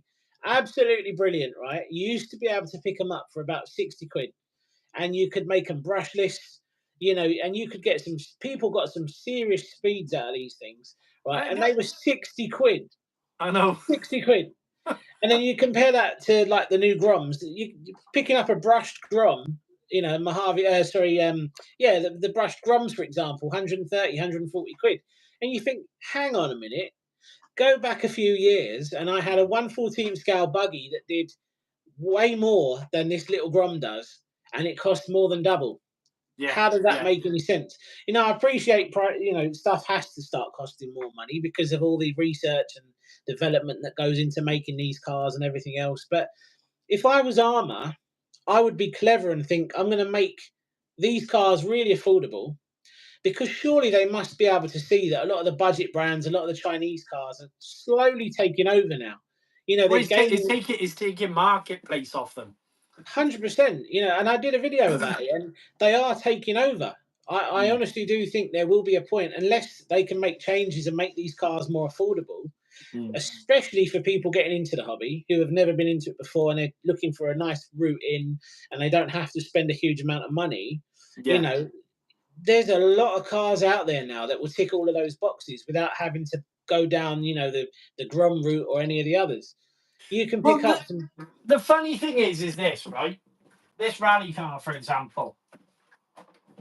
Well, we had this conversation last week. When Craig was on. It's the whole Tamiya thing, right? Oh, No, that's another topic, Chris. No, that's another topic. right? No, this makes a really compelling buy as opposed to buying a Tamiya kit and building it and then filling it full of your own electronics. Now, it's a shame because obviously I'm an advocate for building all sorts. I love upgrading. I love building kits. But there's no denying what you get. Yeah. That out of the box as opposed to a Tamiya kit. There's two ways of looking at it. You can either be nostalgic or go with the times, and I'm kind of on the time side of it at the moment. I think I think you have to get to a point where you think, hang on a minute, am I going to spend £300 on a Tamiya kit which isn't going to perform the same as the other £300 car, which is going to perform 10 times better? Yeah. But then I can imagine, I wasn't around when Tamiya was super popular. And I think that was a lot of people very quickly mentioned that on the Tamiya video that I did. A lot of people said, but how can you have an opinion when you've got one Tamiya RC car? I said, yes, I have one, but I've seen quite a few up close and I've experienced a few. When I went to Gav's, I see a lot of his cars up close. I've been to a couple of events where I've seen Tamiya cars up close, and I've seen enough of them to know that they're kind of stuck in the 80s, 90s. But I do understand. I get it. I do understand why people like them. And these days, I think you're better off having your nostalgic car. Should you have a whole room full of them? Probably not, because you can get so much better for your money now. Gav will disagree with you. Gav will disagree with me all day long, but that's what he enjoys. He enjoys building them up, sticking them on a shelf, going over there, dusting them off once a day. And that's not what I'm into, and you're not really into that. The whole shelf queen thing, I think, is a complete waste. Just and I would tell Gav as well, if you're into making, building RC cars just to stick on a shelf, why not do something else like Airfix, or just build plastic model kits then and look at them? These are RC cars. They need to be used. They need to be. You need to get them dirty. That's my attitude on it. But every single scrape, bruise, dent is all part of me going out and having a lot of fun. Because the whole again, exactly. So the whole shelf queen thing, I feel like there's not that much fun there. Obviously building it is fun, spraying the body is fun, and everything else. But then it kind of stops there. And some people get I understand they get the fun factor from just looking at them and everything else. But that's not what I would enjoy. No. But again, and I did say it in my video, I totally appreciate it. If that's what people like doing, then that's what they like doing. And we briefly spoke about it earlier. People have different interests in the hobby. People like doing different things. Yeah. And that's fine. None of us have an issue. Look, there's a marketplace for all of it. Everyone is interested in different things. If we all like the same thing, it'd be a very boring hobby very quickly, because it's like these. When I went up to Wheelspin, Simon, he builds these absolutely amazing scale trucks. And I looked at them, and there was no denying that this thing was beautiful. Even down to the airbrushing on the side of the vehicle, it was stunning. Now, give that to me, and the first thing that goes through my head is, I need to make it brushless. I wonder how fast I could get this to go. See, so that's the other side of the hobby. Again, but people enjoy it in their own way, and who are we to comment on that? But my personal opinion, I find that kind of stuff boring. Tamiya's, I've got the Hornet. I think it's a great little buggy. I can appreciate back in the 80s that would have been one of the best options if you were looking to get into RC and you didn't have, the same level of money as a lot of other people. So you would say to your parents, I want a grasshopper or a hornet, and fine, you might get it because it was cheap enough to get. It was kind of like the more affordable option back then. Yeah. But we're in 2025, Chris. Yeah. And I think if you're a serious RC enthusiast, hobbyist, whatever you want to call us, I think it's important that you don't just stick with your 1980s Tamias now. I think you branch out and experience some of the more modern cars as well, because there is the hobby has progressed a lot over the years, and there is a lot more fun to be had now. It's not just about being, stuck in the 80s anymore. Yeah, those are fine. And if people want to have those cars on a shelf and everything else, perfect. But experience something new. Try something new. Try one of the more modern cars. What I do like, and it's something that you mentioned though, is if I like, both my boys are grown up now. My daughter, she's lost interest, but if my sons were interested and I wanted them to get used to picking up one of these and working on them, a Tamiya is actually not a bad option. But this is it. And I'm glad you brought this up actually, because I think a lot of people commented on my video and said the problem with the modern stuff and the problem with people buying ready to runs and everything else, that they're losing the ability to know how to work on the cars themselves. Because you haven't built it, you don't know how it goes together, you don't know how to repair it essentially. Yeah. But then I did kind of say, but if you just be slightly brave and get your screwdrivers out or your hex drivers out and just start taking an RC car apart, ready to run or whatever, you'll very quickly realize it's actually quite a simple thing to do. You don't have to pay someone at a model shop to fix your RC car.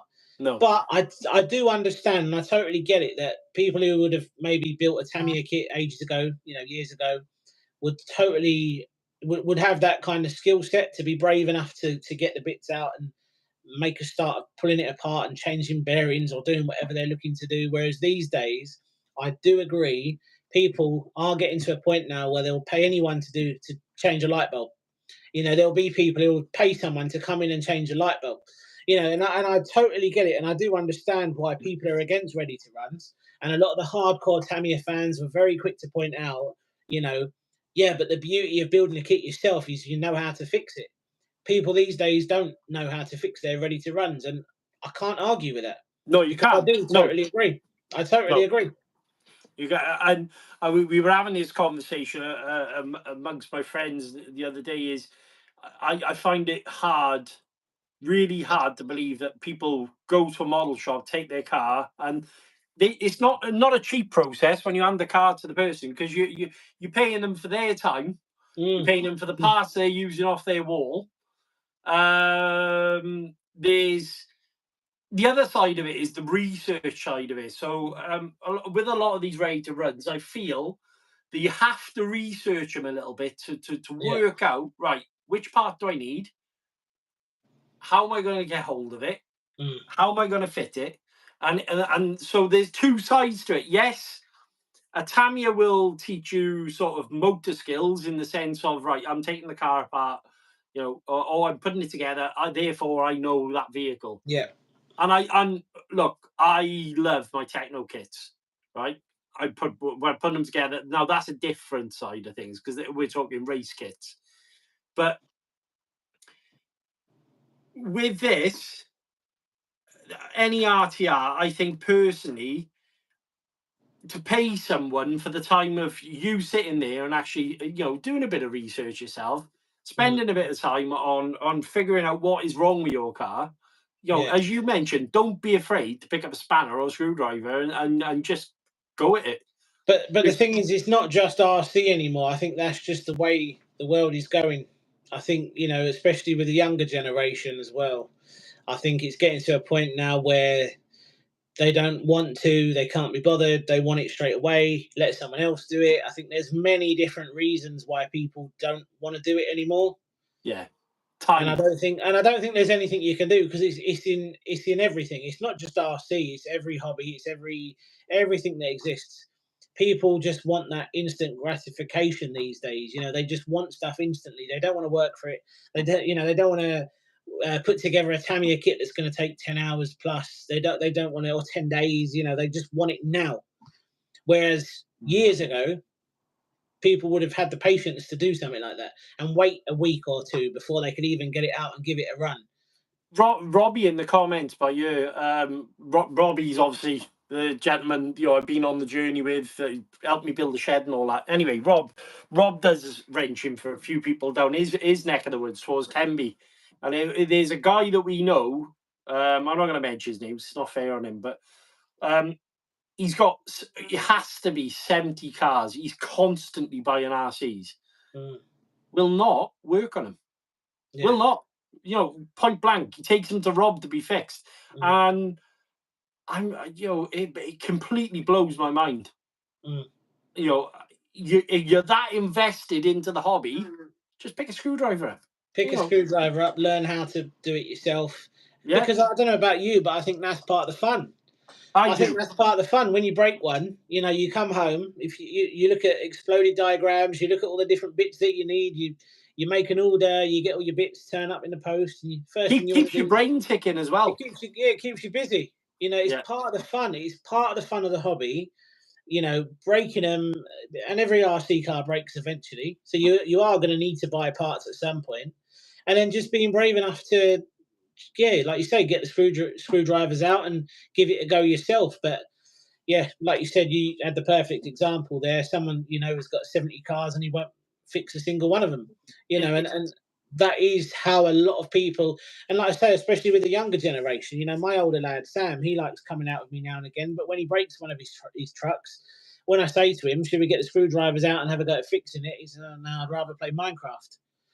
So I think it's a generation thing as well. I think times are just changing, mate. To be honest, I think it's changing, and I don't think there's anything you can do.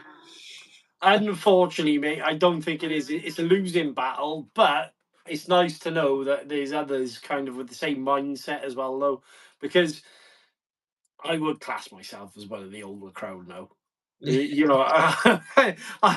I'm no spring chicken anymore. My back creaks when I get up.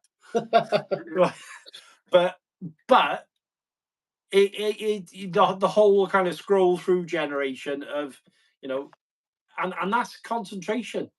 I think us, several generations back would be happy to turn everything off and sit there and take it apart. And I think there's two sides to it. You've got the YouTube scenario where people can just jump online and instantly find information, right? And then you've got the other side of it where people don't use YouTube and will get a parts diagram out. And I'm someone who's showing the people who's looking at the YouTube videos and getting the parts diagram out. But I don't know. It's a real strange one for me to kind of say to people, "Well, why don't you wrench?" 70% of the hobby for me is that. Yeah, it's part of the fun. It's one of the biggest. It's one of the biggest, most enjoyable things, I think.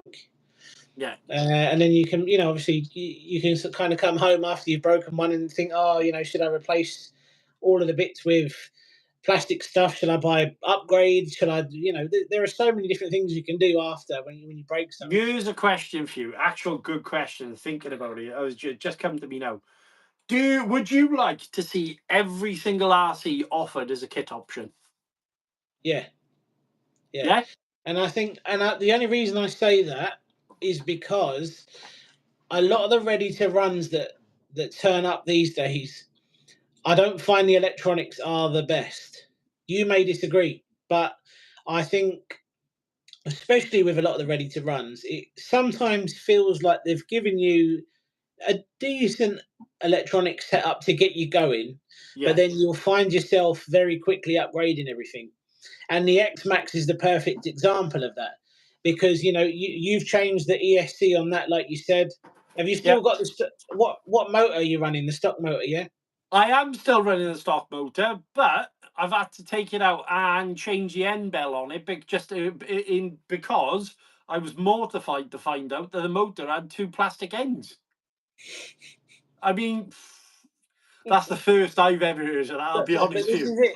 but this is exactly it. You know, if that X-Max was offered as a rolling chassis, I can imagine so many people would just go and buy their own electronics.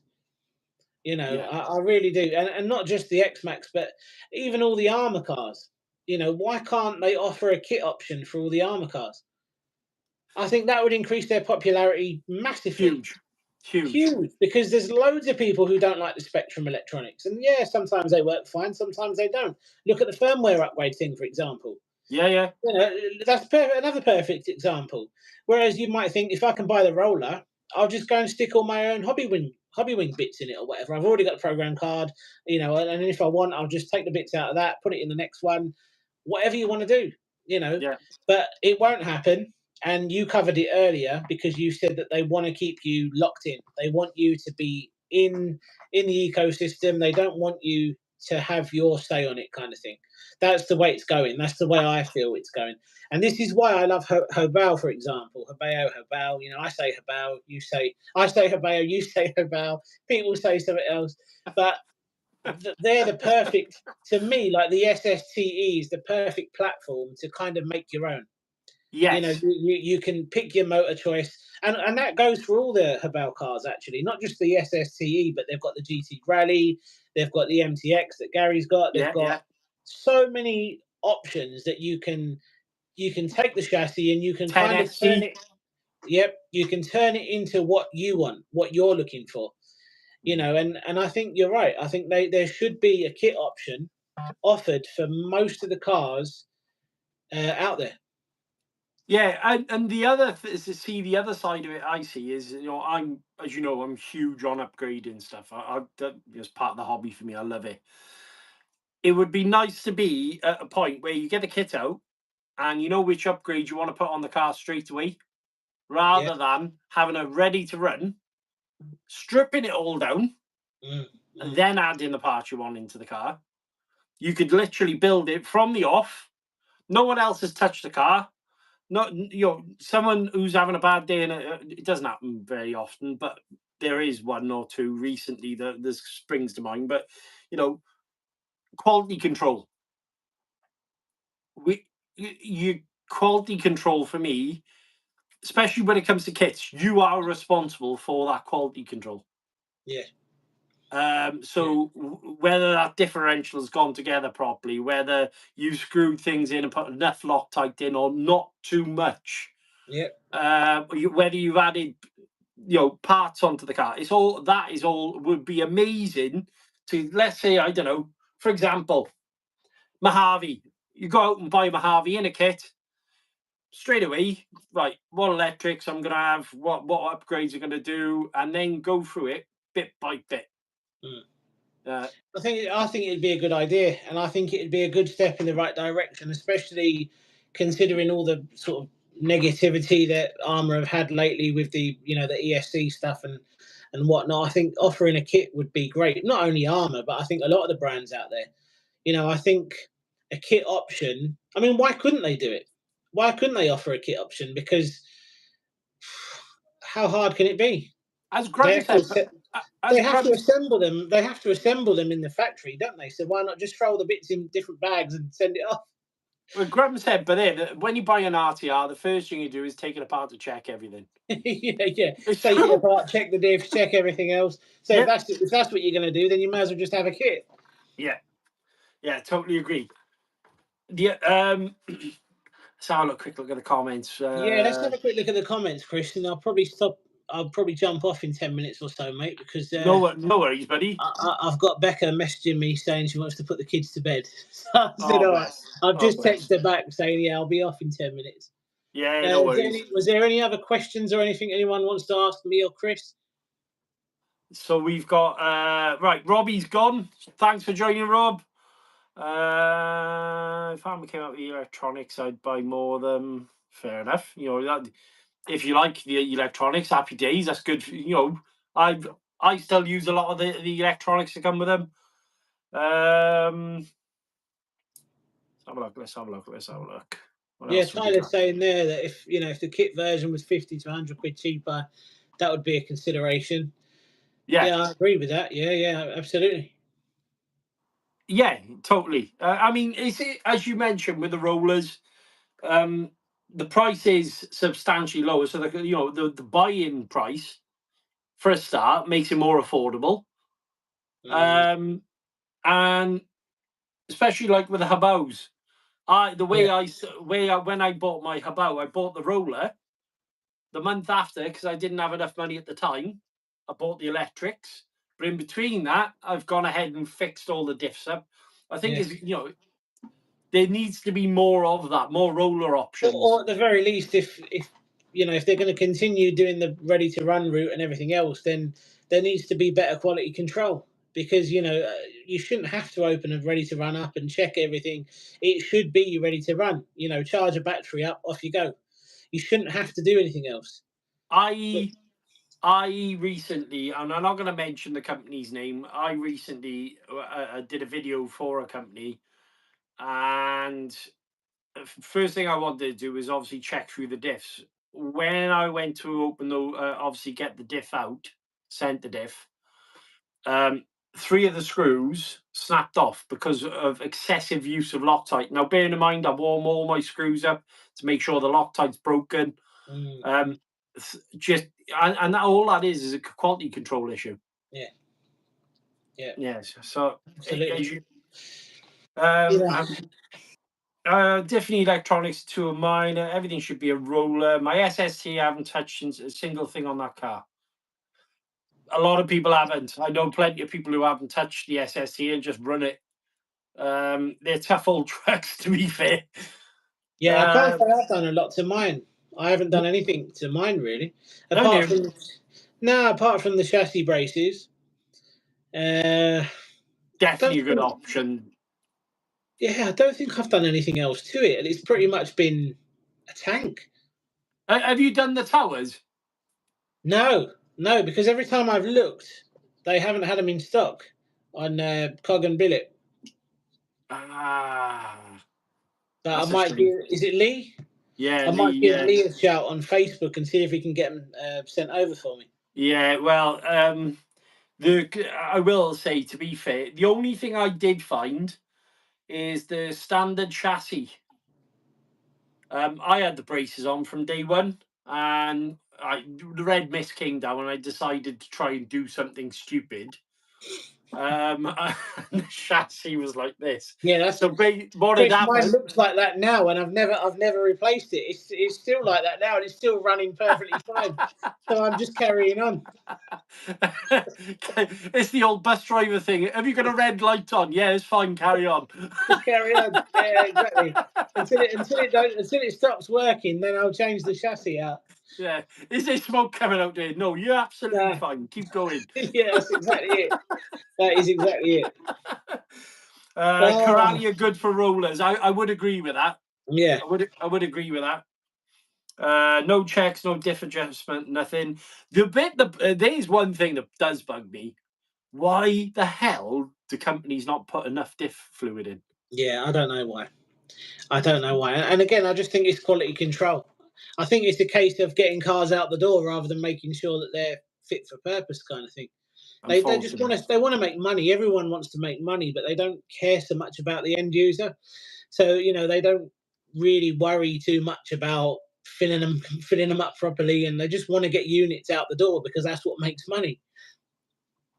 Good question there, Tyler Owen. Tyler Owen is asking us, Rick, what is your favourite car of the year, gents? Now, first thing, Tyler, if you wouldn't mind, before both of us answer, are we talking 2024 or this year? Because 2024 was an easy one for me. Actually, yeah, I'm going to ask you, what was your favourite car 2024? I'd say the Terminator, yeah. Omni Terminator. Really, really good. Really good. Do you continue to use that truck? Well, no, I don't have it anymore because I stuck it on raffle. I let someone else enjoy it, because I knew the problem is when you've got so many, you can only use. I was telling you on the phone, wasn't I? I've got my private collection, and yeah, I just thought to myself, it's just going to sit in a box. So it's such a brilliant truck. It makes sense for someone else to enjoy it rather than it just sitting in a box doing nothing, because it was brilliant. Absolutely brilliant. But I would say the Omni Terminator is definitely one of the best trucks I've ever tested on my channel. I really like the Kagama 4, though I know obviously that can be controversial as well because it's not that quick out the box. People say, on its stock gearing. There's a little parcel here from CML. Do you know I had the issue with the pin? In all fairness to them, Corrales sent me, and these are upgraded.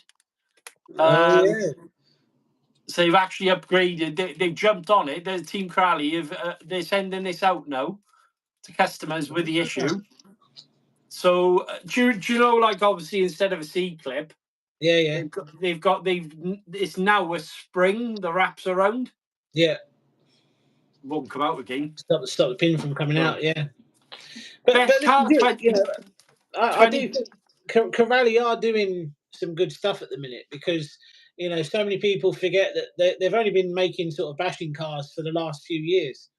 They used to be into racing. They used to make racing chassis and stuff. They weren't always into world champions at one point.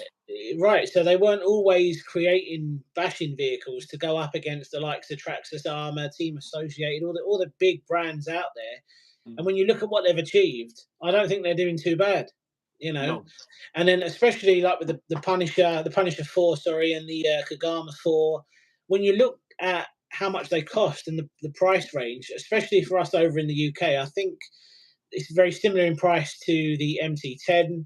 Obviously, the new 223S range, which has kind of got its issues at the moment, and plus the size of it is so much bigger compared to those other trucks as well. Considering it's a 1/10 scale truck, it's definitely much bigger and heavier, and and I think a lot of people forget that it's kind of more.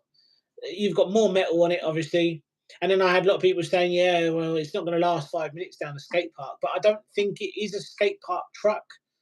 No. I think it's more just for your everyday, all-round bashing kind of thing. Well, I was talking to Corrales today, and you're exactly right in saying that. I think it is more just a typical basher rather than a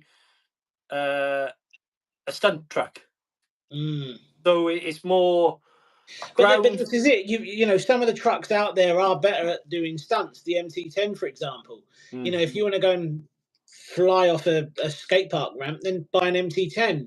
If you want something that's going to be strong, tough, durable, buy something like the Punisher.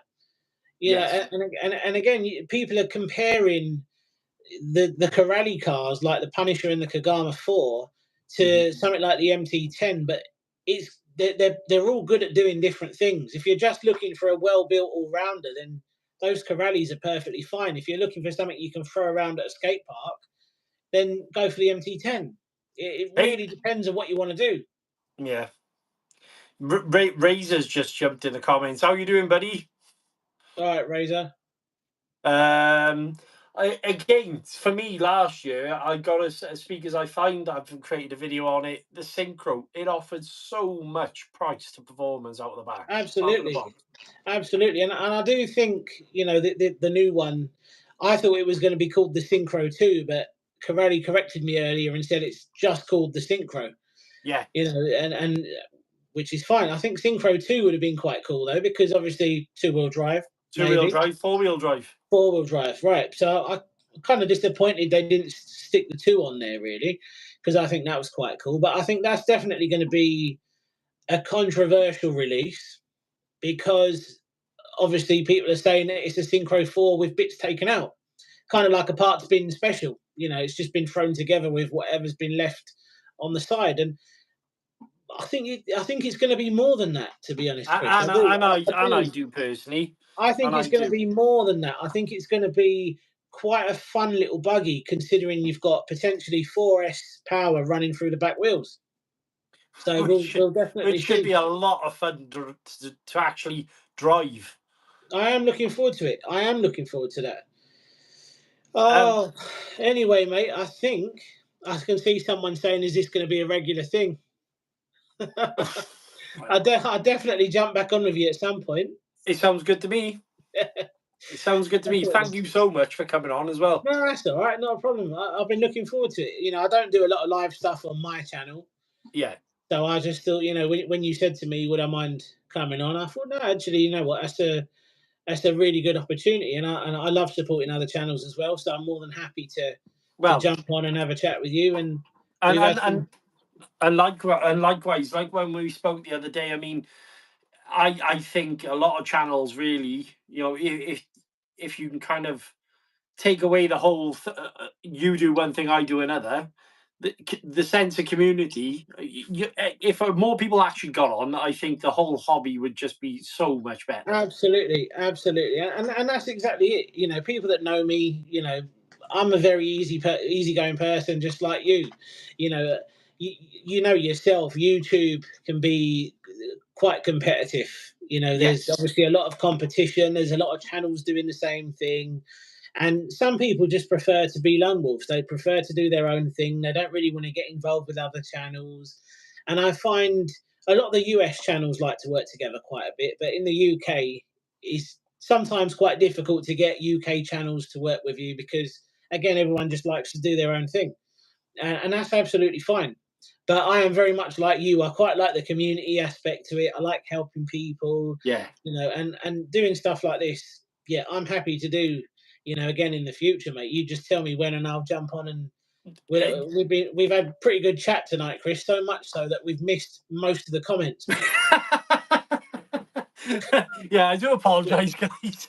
People are saying here, Graham's saying we can do our own chat show. Yeah, I'm pretty Well, sure. I'm pretty maybe sure we could. we could definitely do something like that. What was it, top pinion / gear? Top opinion / gear. That's good. I like that. That might be an idea for a second channel, third channel. I Or like yeah, it. I where like it. we can make it like a regular thing, maybe once or twice a month. I don't know. We could do. Well, if you're up for it, I'm up for it.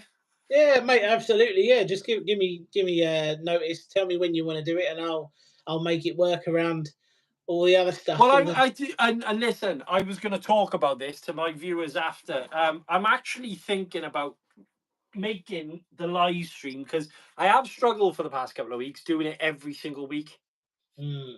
Mainly because I'm going to try and limit it to maybe twice or once a month, so I've got more to talk about, and also I'm not missing out on other things. Like there's sometimes when I've got video opportunities to actually record videos, but I know obviously you got to go ahead and do a live stream. yeah. So yeah, I think there's enough channels out there to go live all the time. But then No, absolutely. I don't I know. agree. Yeah. We'll work something out, and obviously, I do want to say as well. Thanks for having me on. Oh I mate, do come on. appreciate it.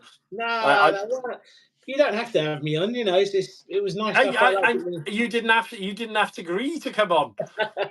Anytime, Chris. Anytime. Yeah. No, I And I do, appreciate it. and if there's anyone obviously watching from my channel, make sure you subscribe to Chris. He's doing great stuff at the minute. Thank you I'll very much. support Chris all day long Like because. likewise with Ricky's. Mate, honestly, like I do have to say, you've done very, very well in the 2 years that you've been doing it. I know the struggle. I've been there myself. I know it's so hard trying to grow from nothing, Yeah. and you definitely deserve a lot of credit, mate. You've done very well. So, Thank you yeah, very much. I appreciate it. keep it up, mate. Keep it up. And likewise with yourself. I mean, you're going to be knocking on door of 100K in no time. We'll see, Chris. We'll see. It's I just, think you will. I think you will. We spoke about this the other day. I we mean, did. I'm sure we'll speak in detail again, mate. yes. You take it easy. I'll leave you to it, and you can enjoy the rest of your evening. Cheers, buddy. Take care. Take it easy, mate. See you later. Cheers, Yeah? Rick. See you, Chris. See you. How do I turn it off? I don't know. Oh, no, you end it. Up the top? Oh, is it? Is there a Cheers, cross mate. up the top? Yeah, so I press that, do I? I See you think later, so. everyone. I don't know. See you later. So you can tell I don't do these live streams very often. Hang on. Hang on. Yeah, Remove I think it is, guest. yeah. There you go. Right, Rick. Cheers, mate. Take care. See you later. Oh, it was great to have him on, wasn't it, guys? Oh well, I hope you enjoyed obviously having Ricky on. Honestly, I do apologise for not seeing the comments because obviously when you got someone in chatting. It's really, really nice to kind of get to know them and that sort of thing. And Ricky is a top guy, to be fair to him. Is there any questions you want to ask me? Because I can give you a little bit of more time. I've been working on Big Red, guys. Remember I mentioned to you about the servo going down on me. It turns out that the 30° north, look, see there? When I checked the wiring, and I got a feeling that's been fixed. It's but yeah, no, I enjoyed tonight. It was good. It was really good, and he's a really, really nice bloke. Very much a sort of same sort of I feel as what I have with the channel, you know, sense of community wise, and you know, I'm big on that, as you know. I love the whole community thing.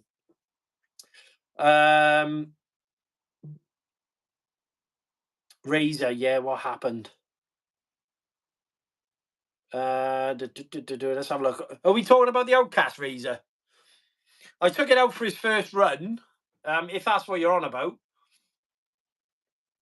Probably could replace the wiring on the servo, to be honest, Rhett. Probably could.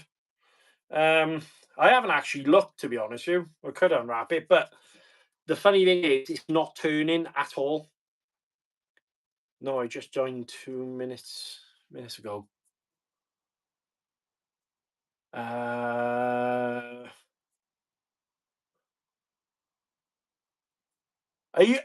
we talking about that Razor, the Outcast, where I mentioned about that? Long short.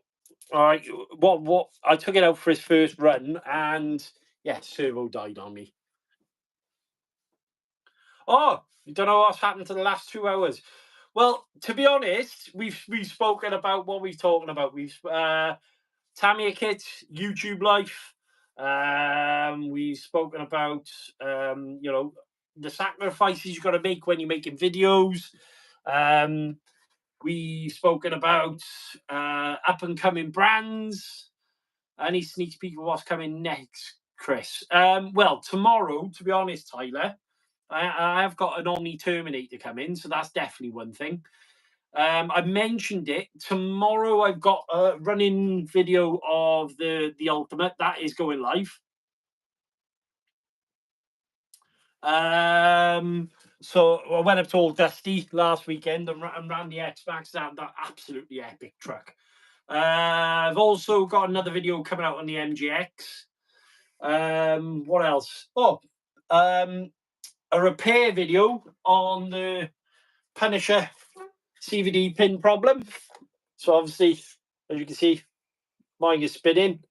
Well, Team Corrali, in all fairness to them, I spoke to the service team, and they've replaced the parts for me through the distro. So that is an upgraded C-clip and also pin. So in all fairness to them. What else have I got? I've also, I can't tell you about that one actually, because I have got another truck coming as well, guys, and I wanted that one to be a surprise. You know about the Kraken Vesla, that is definitely coming. So yeah, there's a lot happening with the channel. I've got the first run of the upgraded Notorious, that's got to go. Tomorrow depends whether the Ralo, because I've got to kind of wait in for the Ralo to turn up. I'm hoping to go out and run the Mojave, the Notorious, and the MT10. So yeah, loads to do, loads and loads to do. TJ Hobbies, thanks obviously for watching.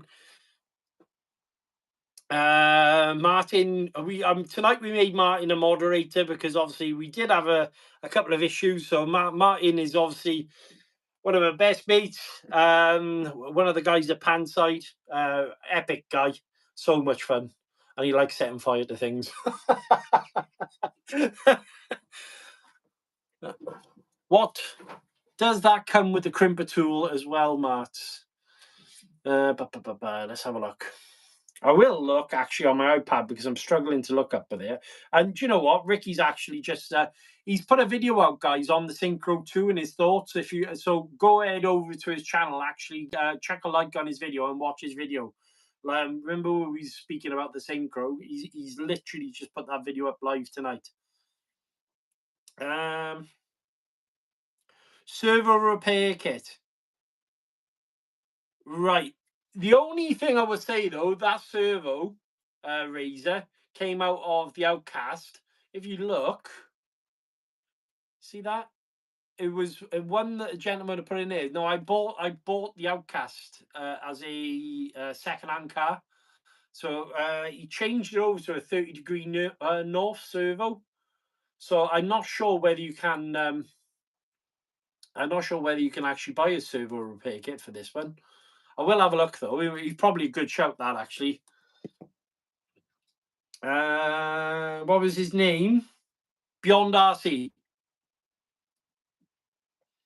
Setting fire to stuff sponsored by Castle Cremations, maybe. No, by Martin Price.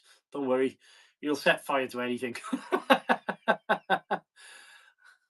Omni Terminator, reinforce the shell for sure. Yeah, guys, let me know if you've got an Omni Terminator. Let me know in the comments. What sort? Have you upgraded anything? Are there any parts that you think I should look at?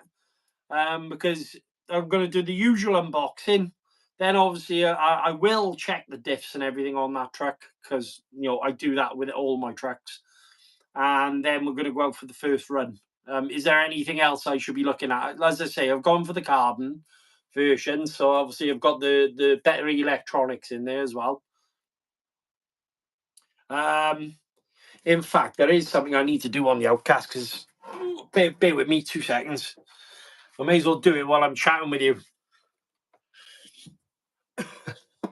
Let's put the rally car back.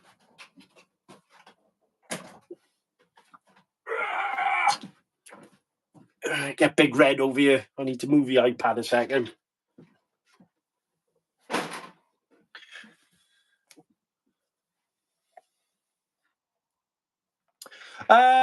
No, so there was a bit of a sore subject. I didn't get it from Serious.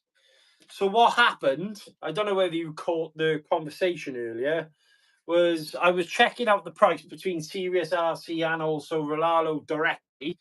I put a discount code in, and the discount code, basically, as I popped it into the checkout, it said I'd ordered the car. There's Johnny. Johnny, Big Red. Servo is all fixed, my friend. Turns out that the gentleman had it previously, as you can see. So there's a brand spanking new servo gone into the truck. Catch you later on. Cheers, Andrew. Thanks for joining. I hope you're well, by the way.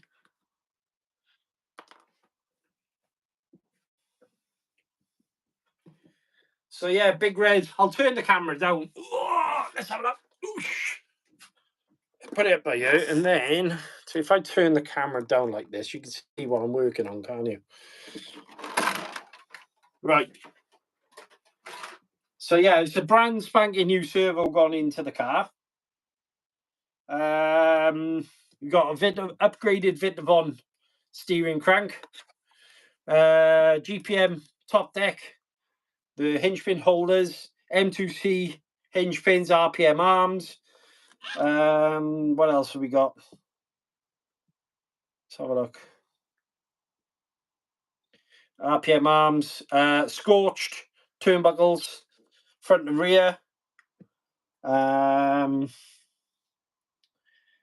Great viewing as always. Thank you very much, Great RC. So all I've got to do by you is literally just pop a pin back into. Where's it to? There you go. Oh, you're joking.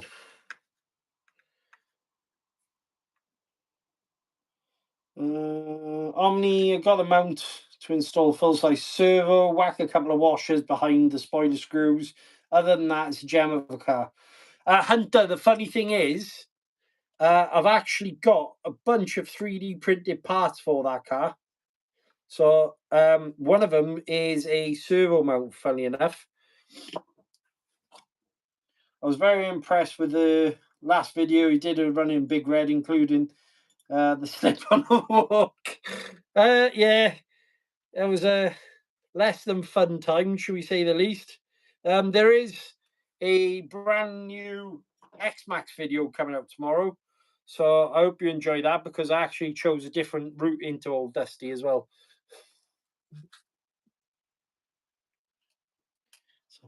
But yeah, absolutely epic truck.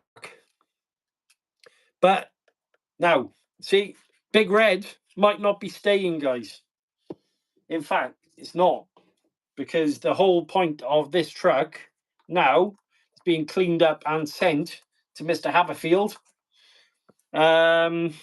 When we go to Heatherton, what's happening is he's coming down from Brighton, and I'm having a Vesla, and he's having an Outcast. So, yeah,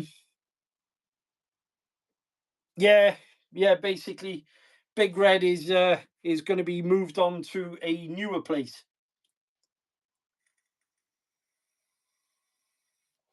I love the truck, but the only thing I will say to you is I also love my X-Max, and I'm too invested in my X-Max really to kind of add both of them at the same time. The whole point with the Vesla is a two-wheel drive, obviously, 1/5 scale truck, 8S. So the idea is obviously I've got the Incredible Hulk there. To have Big Red and the Incredible Hulk at the same time, I've driven them both, and obviously that truck is very close to Big Red, so didn't make much sense really to keep them both. What I might do later on down the line is maybe save the money and pick up like an EXP or something. I don't know how I feel. I enjoyed the truck a lot, but I'm wondering whether, actually, I'll tell you what I can do is do the shock while I'm here. I don't know whether I would keep hold of it over the X-Max, is where I was at. Got to drop off. Thank you, Razor. Have a good weekend, my friend. Looking forward to the next one. Razor, you obviously, I really appreciate you dropping in. I know you're a busy man, and it was great to see you in the comments. Thank you very much. Thomas Horton, thanks for joining. So I think what I'm going to do here, actually, guys, is take the shocks off. I'm going to service the shocks. Do you limit how many RCs I have in my collection? At the moment, probably yes. Just due to money. If I had scrupulous amounts of money, the answer is going to be no. I would definitely think about owning more RCs like this one at that point.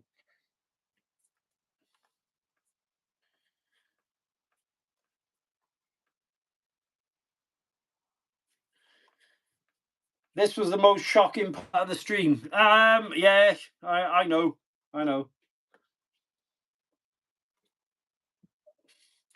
Panside, are you mainly a Facebook group or a traditional club? I don't use social media and find it hard to get involved with stuff. No, it's definitely a club.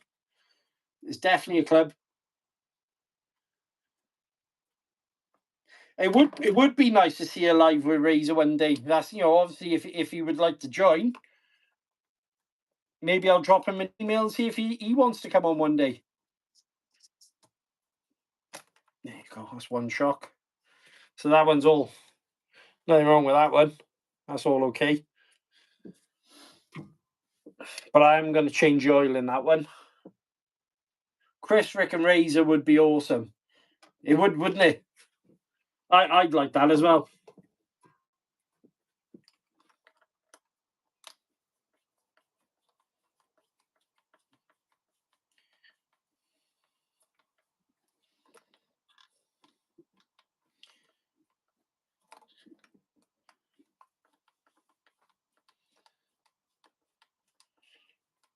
Oh. Ideal trio. I think Razor coming on would be an awesome thing. I'd be happy to have anyone on the live stream, to be honest with you.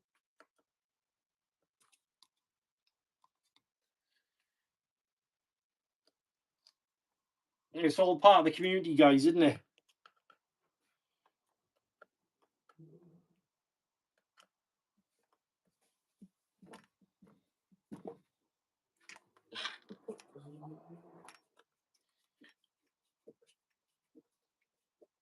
It's a big old tractor wrench on this one, mind. Huge. There you go.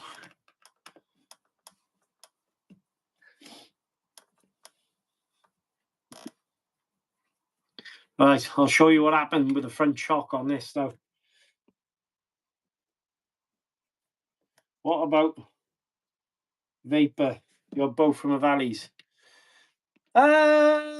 No, Vapor isn't from a Valleys. He's from up north. There you go, guys. Look at that. That is why I'm changing the shock out. That's what a bad landing can do.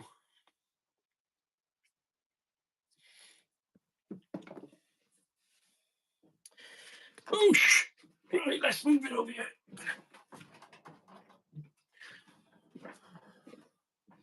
Let's work on this shock. There you go. So, gonna fix this up. Springs all right, no issues there. All nice and clean, no marks. And then obviously we've got to get the top off here. There you go. I've got a little catch tray that I keep all my oil in.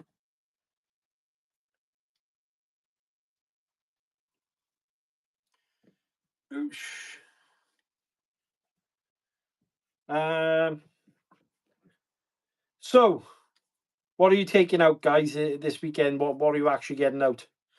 What trucks are you going out with? There you go. Let's drop all the oil out of it. You'll top it up.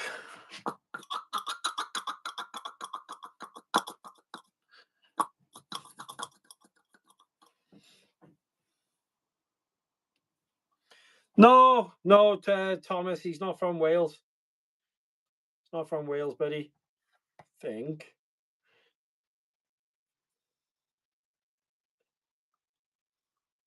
Now, the next question is, what do I need to get in there? Because I think what I need to do is just quickly bend this here. I'm going to bend that back so I can get that to the top, because unfortunately it doesn't look like I'm going to get that up there otherwise. SST in my Max V2. My Max V2 4S and 6S for me. I'm taking my SBR and DR8 and a Bow Rally. Got a MT8 EXB to do this weekend. Love to go out. Tyler and love to go out with RCs this weekend. The only thing that's broke is, lads, is the FTX tracer. Right, spin this around like that. There you go. You should be able to see me working over here. I'm going to straighten this out in my vise a second.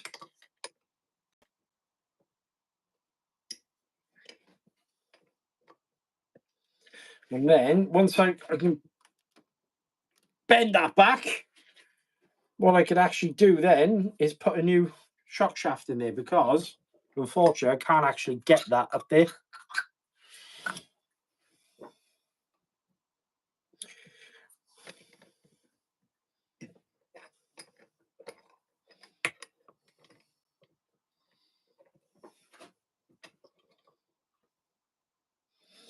Right, where's my hammer?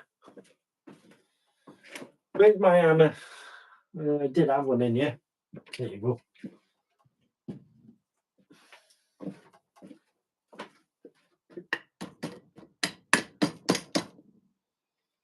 In fact, let's take our rod end off, because I'm going to need that off a second.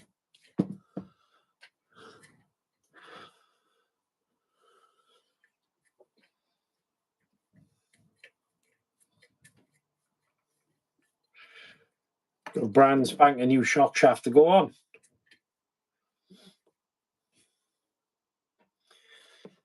Hey, electric, how you doing?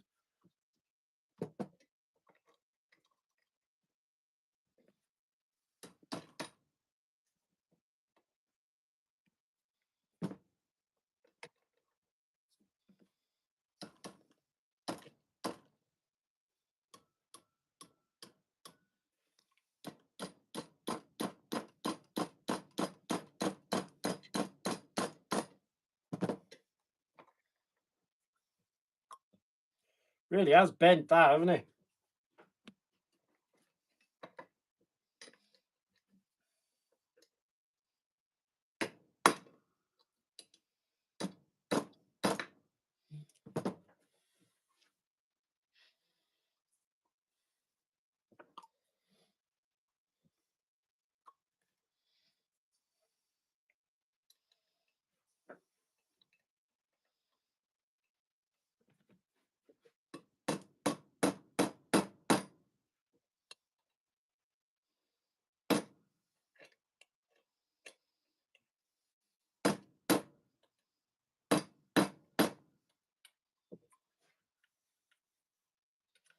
Nearly there.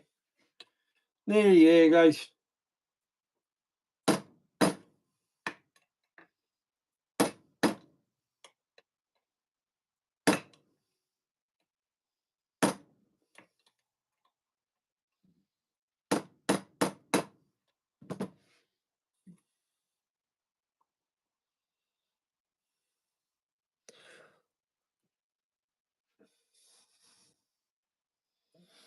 Can I get in there with a socket?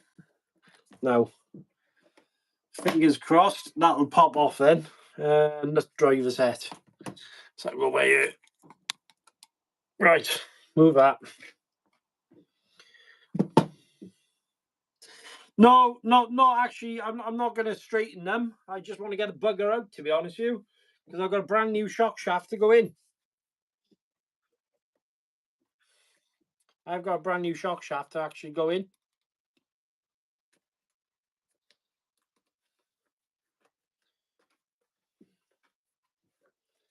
Tappy, tappy, tap, tap.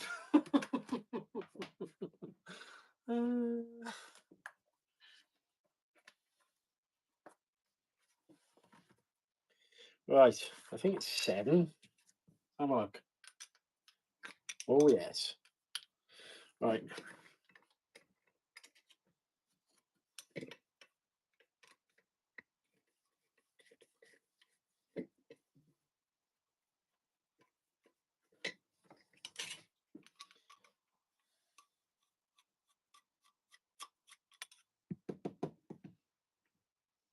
Yep, that's out. There you go. Right. Happy days. Happy days. As I say, I'm getting ready for my friend, because Johnny's having it. There you go. Keep having up for there. Grab a part. No, that's right. There.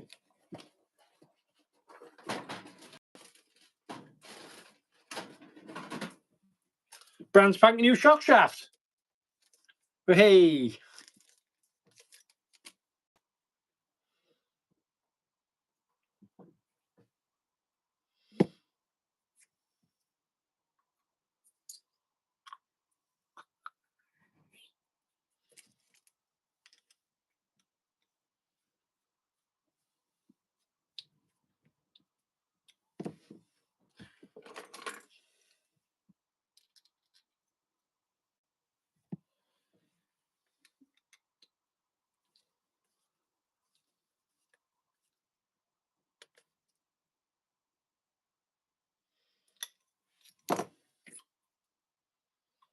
One straight shock. Right. Let's get my handy dandy.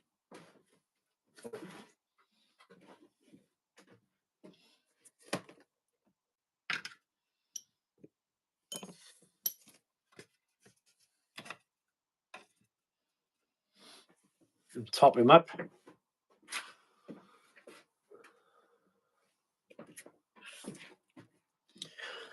How you doing, Machine? Thanks for joining, buddy.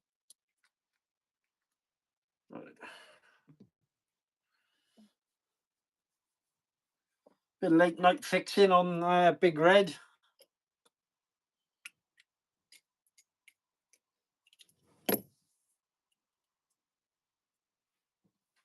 Actually, let's put the shock end on. Where did I put that to?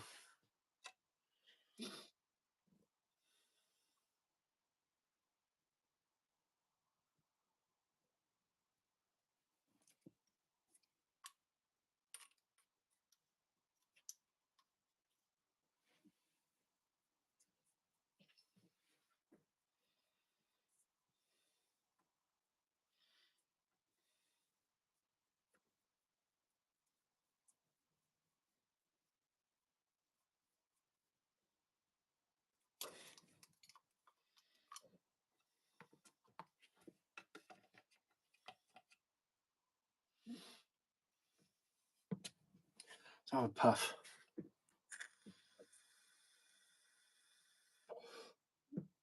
Big Red is a girl.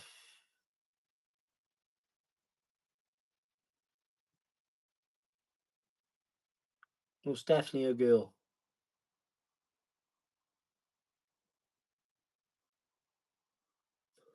We'll leave that settle by there 2 seconds. And we'll empty the other shock now as well. Nice and easy to work on, not that much. Big Red is 110% a girl. Because she likes throwing tantrums.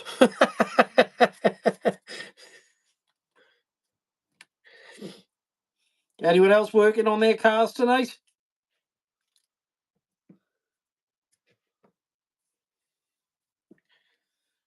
Put this by here.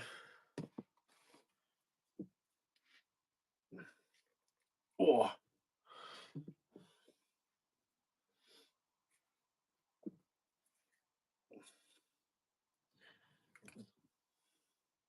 Can't believe you bash females. Not that way.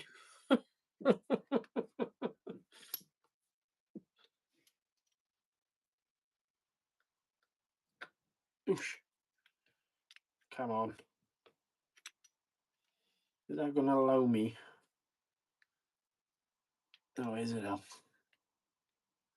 Right. All bashers should have guys' names.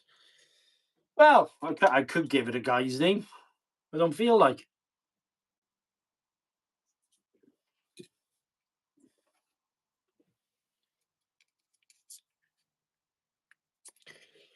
God, that's tight. That is tight. That's right. All my kit is ready to go. I've literally, this is the only thing I'm repairing.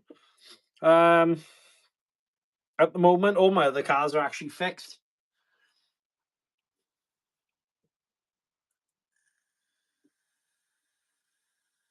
Machine, I'm actually looking at the Kyosho Madwagon, the RB10 builder's kit. I'm actually thinking about picking one up.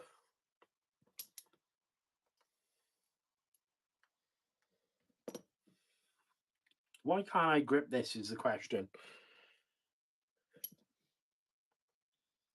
I don't want to mark up the shock shaft, but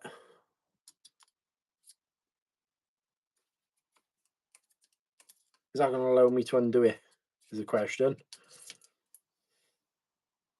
Is it balls? It's not going to allow me to undo this, is it? Mind you saying that, the shock is fine. Yeah.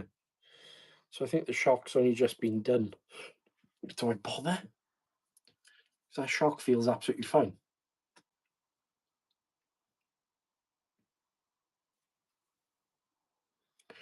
Do you know what? I may not even bother.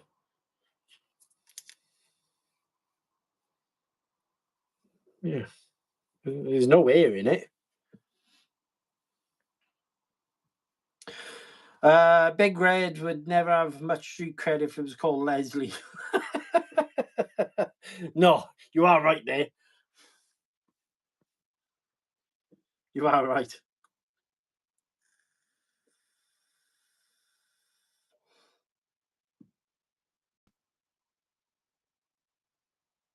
Well, that's the thing. I was thinking about getting the kit because I did notice it came with all the upgrades. Let's try this. Just make sure there's no air left in it.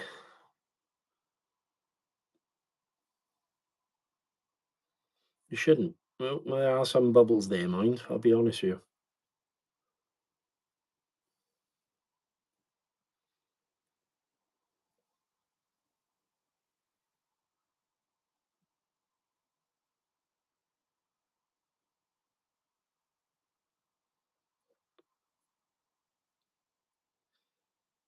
Yeah. So, any downsides to the to having the Mad Wagon?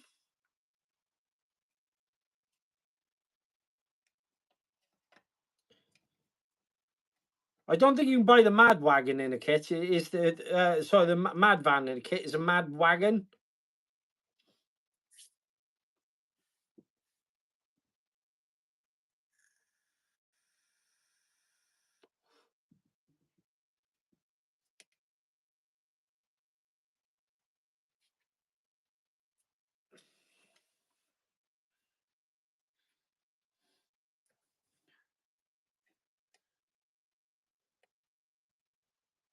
Mad Wagon is the one with the metal chassis. Yeah, it's a 1/8 scale drivetrain on there as well.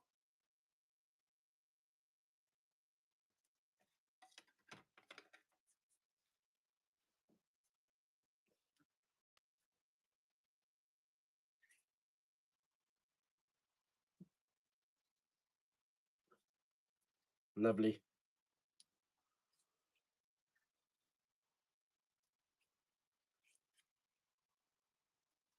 Check in top a sec.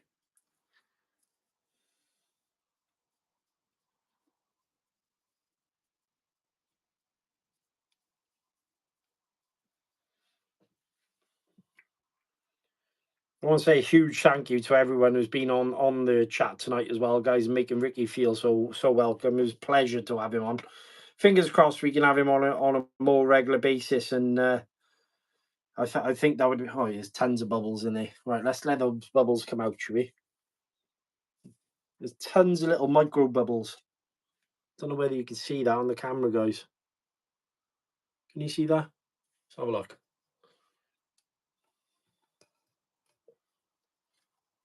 Turn this light on. Can you see the micro bubbles in there? So I'm going to let that settle a second because there's an awful lot of them in there.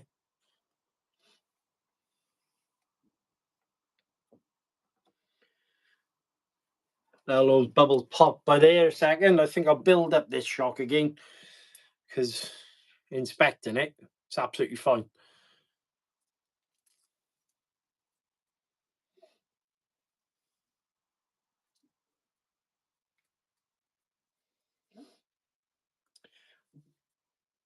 I'm just wondering what electrics I would put in there. What size motor has it got in their machine?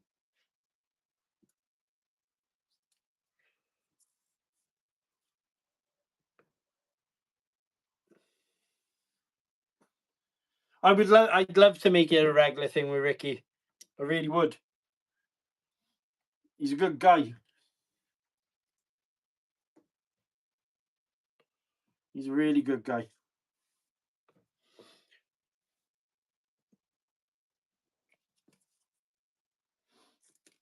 I don't think Johnny's going to want a bent shock shaft, that's for sure.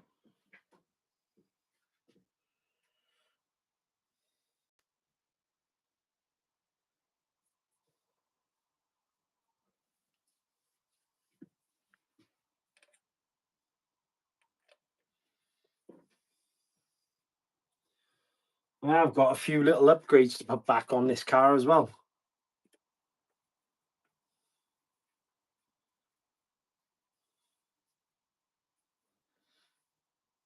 It's a little heavy, and the shocks need better tuning. Other than that, it's a very solid piece. And what diff oils did you end up going with, machine? Have you upgraded the diff oils in there?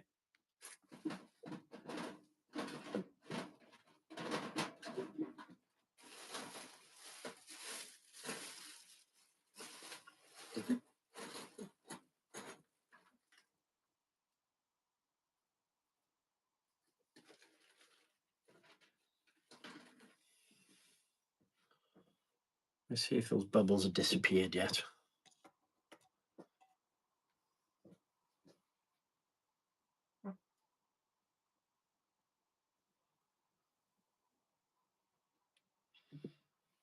Top that up just a touch more.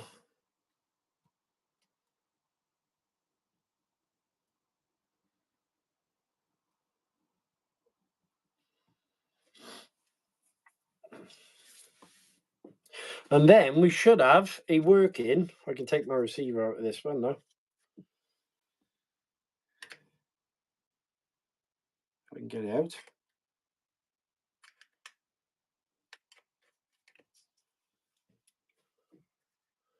Yeah, you're both like down to earth YouTubers, not just chasing views, going on the extremes, chasing views.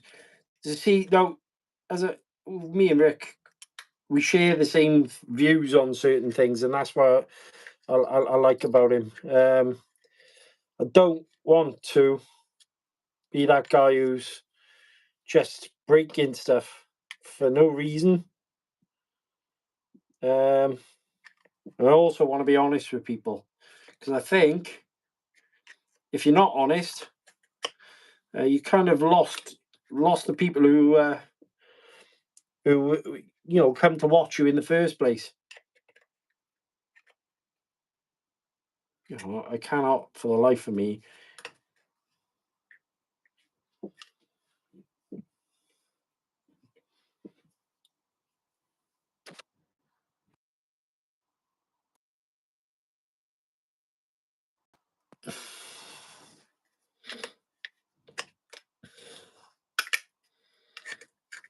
right. I'll get that out in a minute. Let's put the shock back together.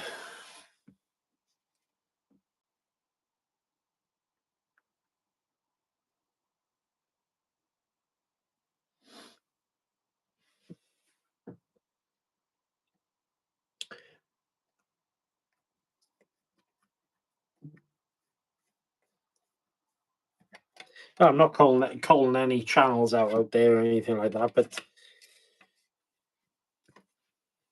just be who you are. I mean, be down to earth. Enjoy things because you like them, rather than thinking this is going to get you views. Don't be afraid to talk about things that mean a lot to you, rather than what the internet thinks. I mean,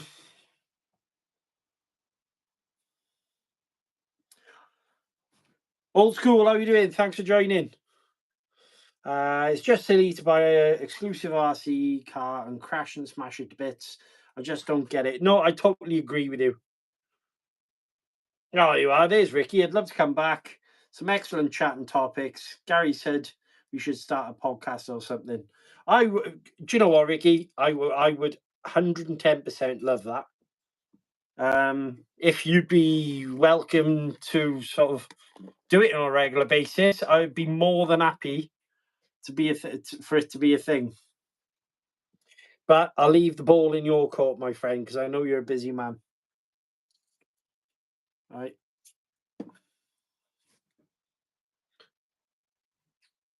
There you go. Perfect. All fixed. All fixed. Be yourself. I like adding humour to my stuff, and that's my personality. Yeah, I totally agree with you. Podcast is a great idea. Once a month. Top pinion gear. Do you know what? I think that is wicked.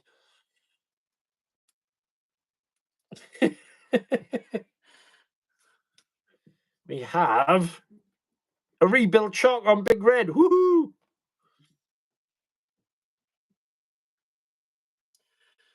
Well, you can always go back, Electric, and watch it. You know, obviously, this will get uploaded, bud. You could definitely go back and watch it. But, yeah, I definitely think, yeah, once a month, try it and get other channels involved. Perfect. There you go, guys. You've heard it. Let's do a once a month thing.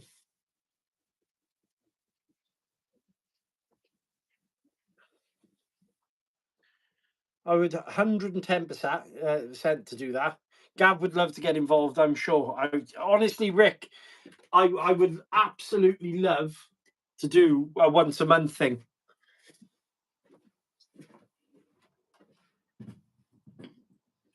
I'm so trendy tonight, guys. I'm rocking my Crocs. Woohoo! Don't know if you picked them up. Right, so we have 2 rebuilt shocks. Also, 1 rebuilt shock. The other one was fine. Yeah, 100% me. Yeah, I mean, let's make it happen. Speak to Gav and get him involved. Oh, let's not mention his Tamia, shall we? I don't want to upset the poor guy.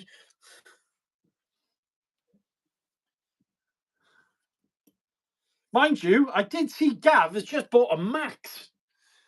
I know it was his wife's idea, but hey, make a basher of him anytime soon.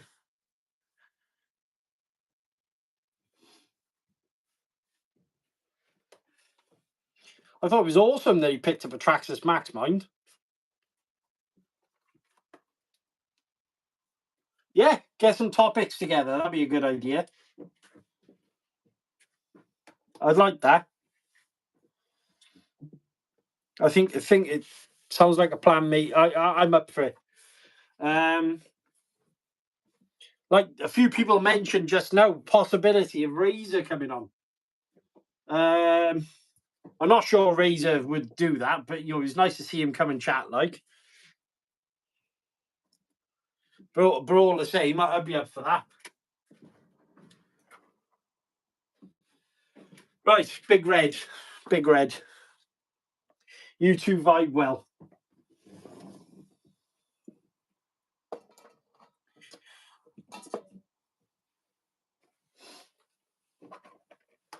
It's the start of a relationship. It's like the honeymoon period. Oh, it's flipping truck. So damn heavy. Right. It's back in here. Where we at? There was some great conversation. I totally agree.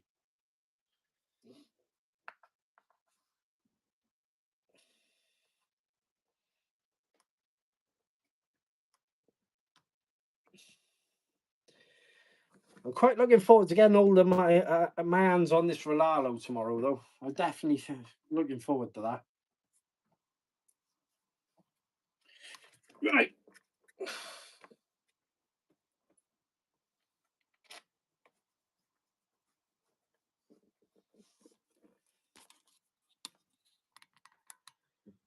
There you go. You can probably see a bit better now.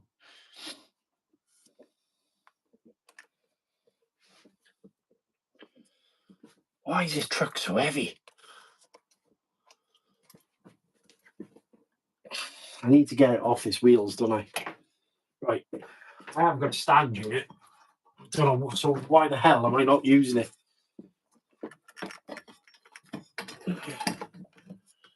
There you go.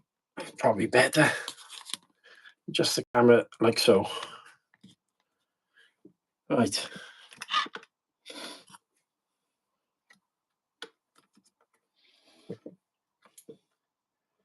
Look at new releases coming out, best value bashers, touch on the different areas of the hobby, as well as some crawler or racing experts, as well as for podcasts. Yeah, I agree.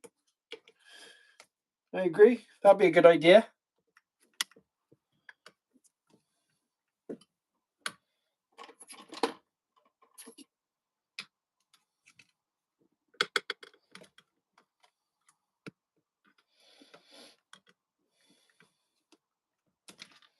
A brand new RPM arms, these.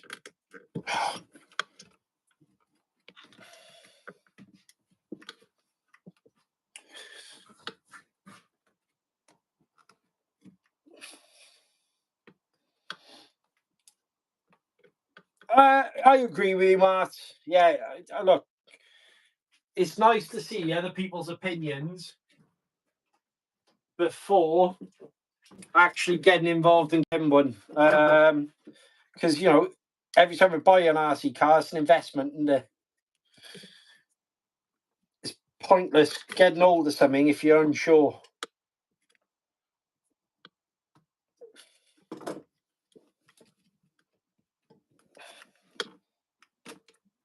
For God's sake. Bitch. Let's try turning that the other way.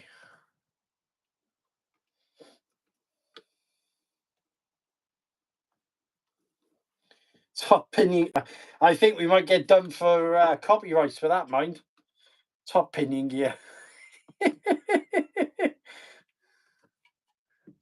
She needed it. Come on, there you go. There you go. That's one shot in.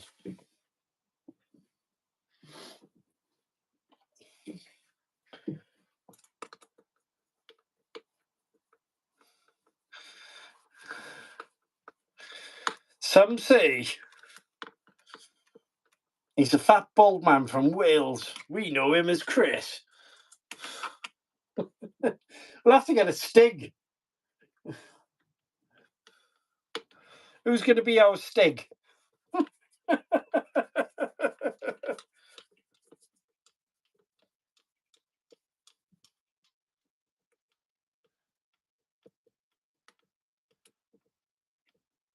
March, honestly, the HPI Truggy, she rips. Chris, out of curiosity, how many can you invite to a live stream using the same methods we use? Right, unfortunately, Rick, is 2. So there is another option, and on that bombshell, yeah, I totally agree. There is another option. We can do it via streaming software. The only issue with that is it can be a bit of a pig to set up. I think it's only 2. I'll check it out. I'm not 110% sure, mind.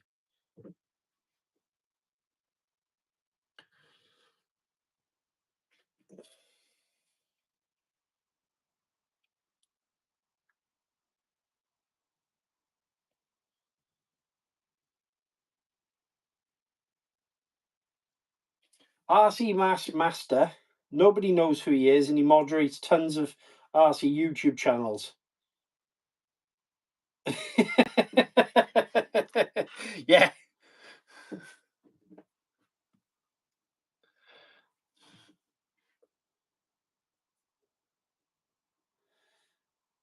It would be good if we can definitely get more in, though.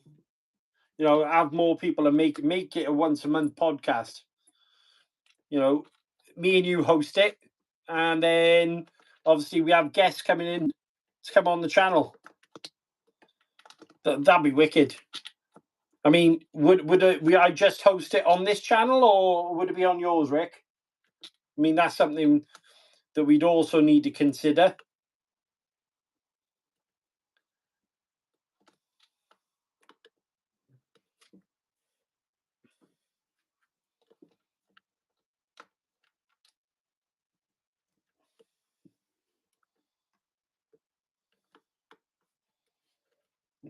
No, Talbot.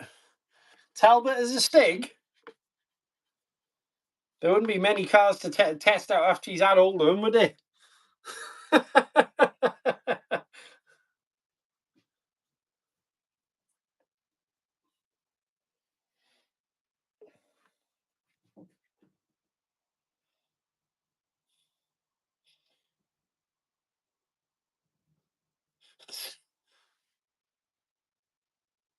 Yeah, you'll drive over them.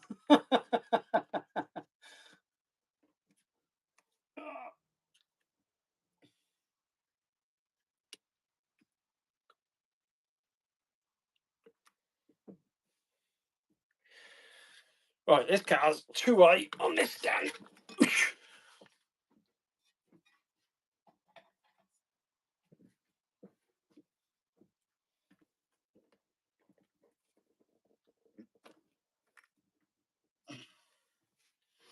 Let's turn him over.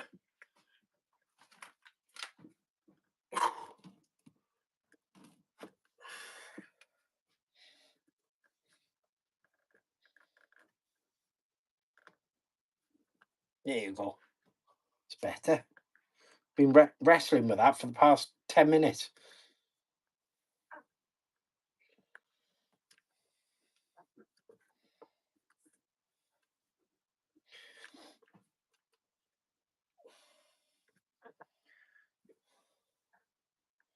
I think Phil, I can't see.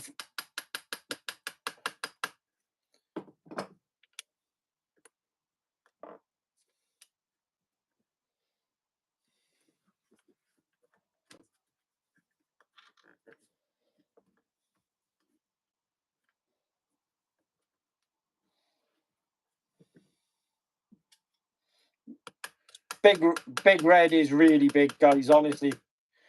Part of the problem for me was actually that, to be quite frank, was not the fact that I disliked the truck, because I really liked the truck, but it was more to do with the fact that getting it to and from a bash spot, as opposed to like the X-Max. Yeah, she's a big old girl.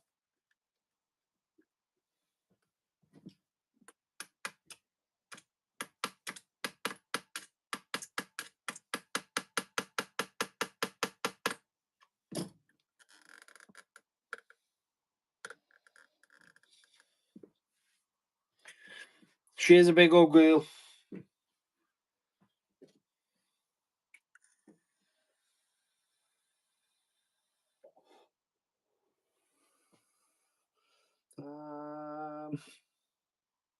How many people here are from or like live in Cymru? A lot of us. There are a lot of us in here.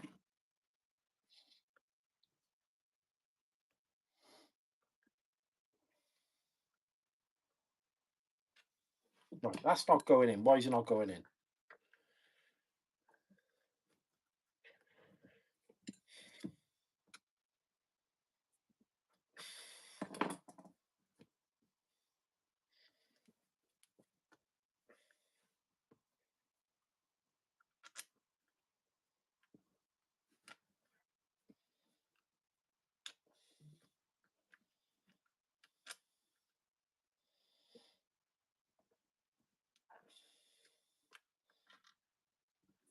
Come on.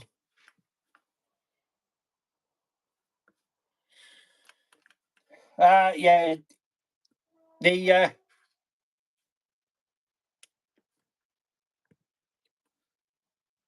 To kind of put this in perspective, this is Big Red, right?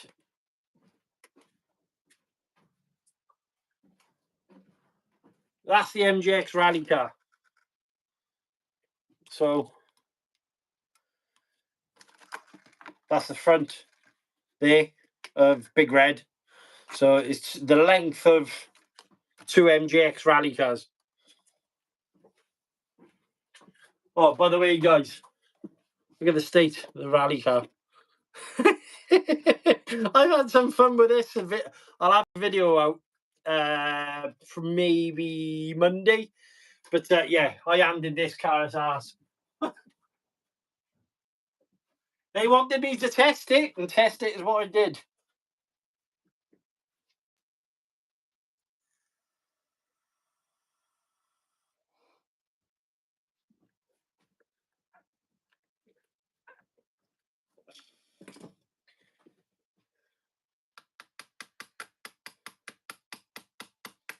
There you go, she's in. She's in.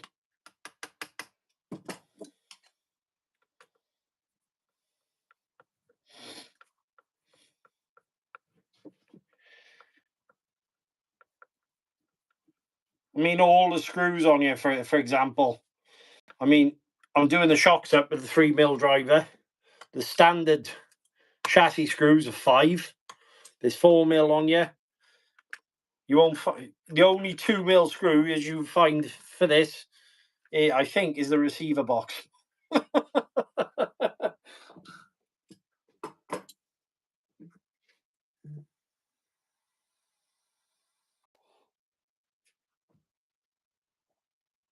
Bob's RC, how you doing? Thanks for joining.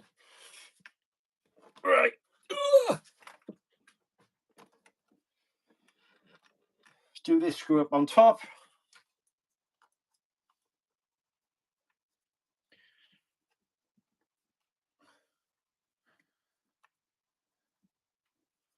Same issue now with this.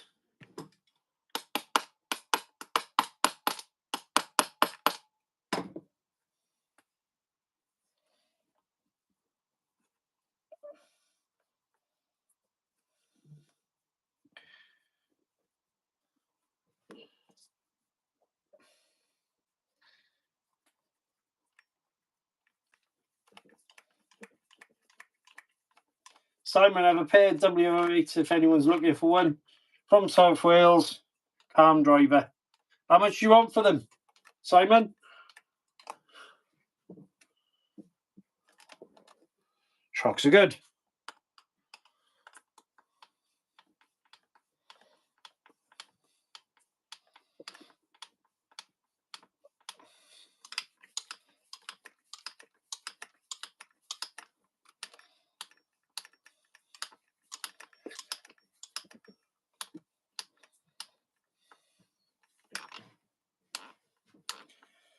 Big Red is now looking good.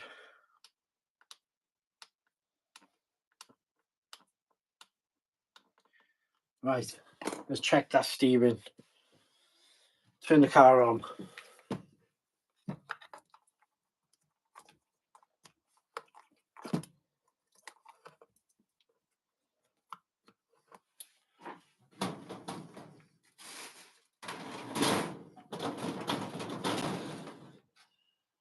Maybe 2.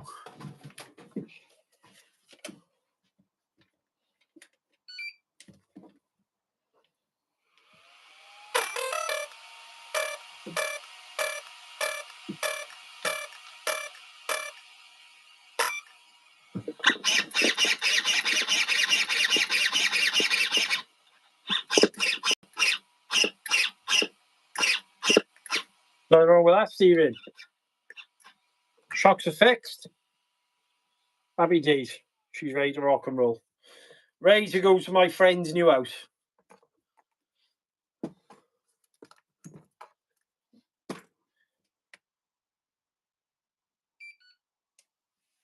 What charger do I use for my light bulbs?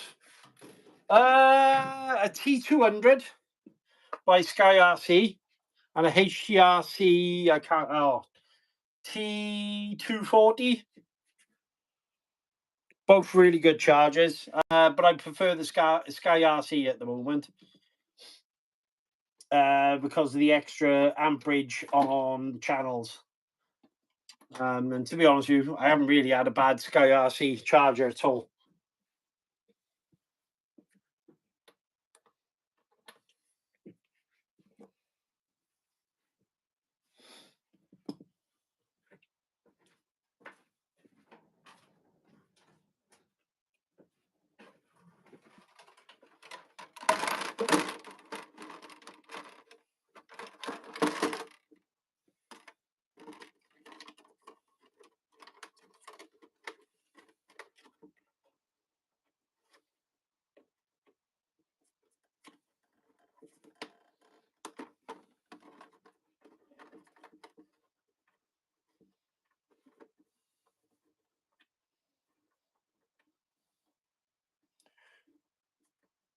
Take it easy, machine. Thanks for answering my questions, buddy.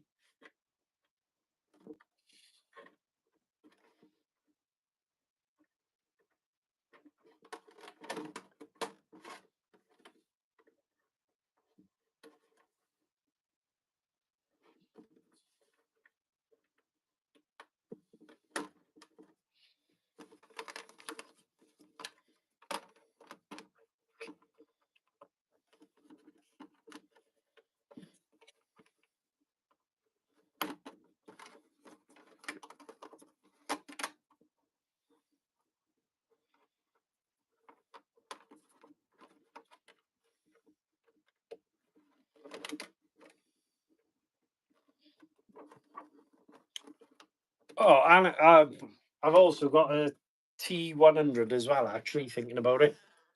Oh, right. All fixed. Awesome. Awesome. Good night tonight. Good live stream. Good repairing session. So, yeah, I'm happy. I am happy.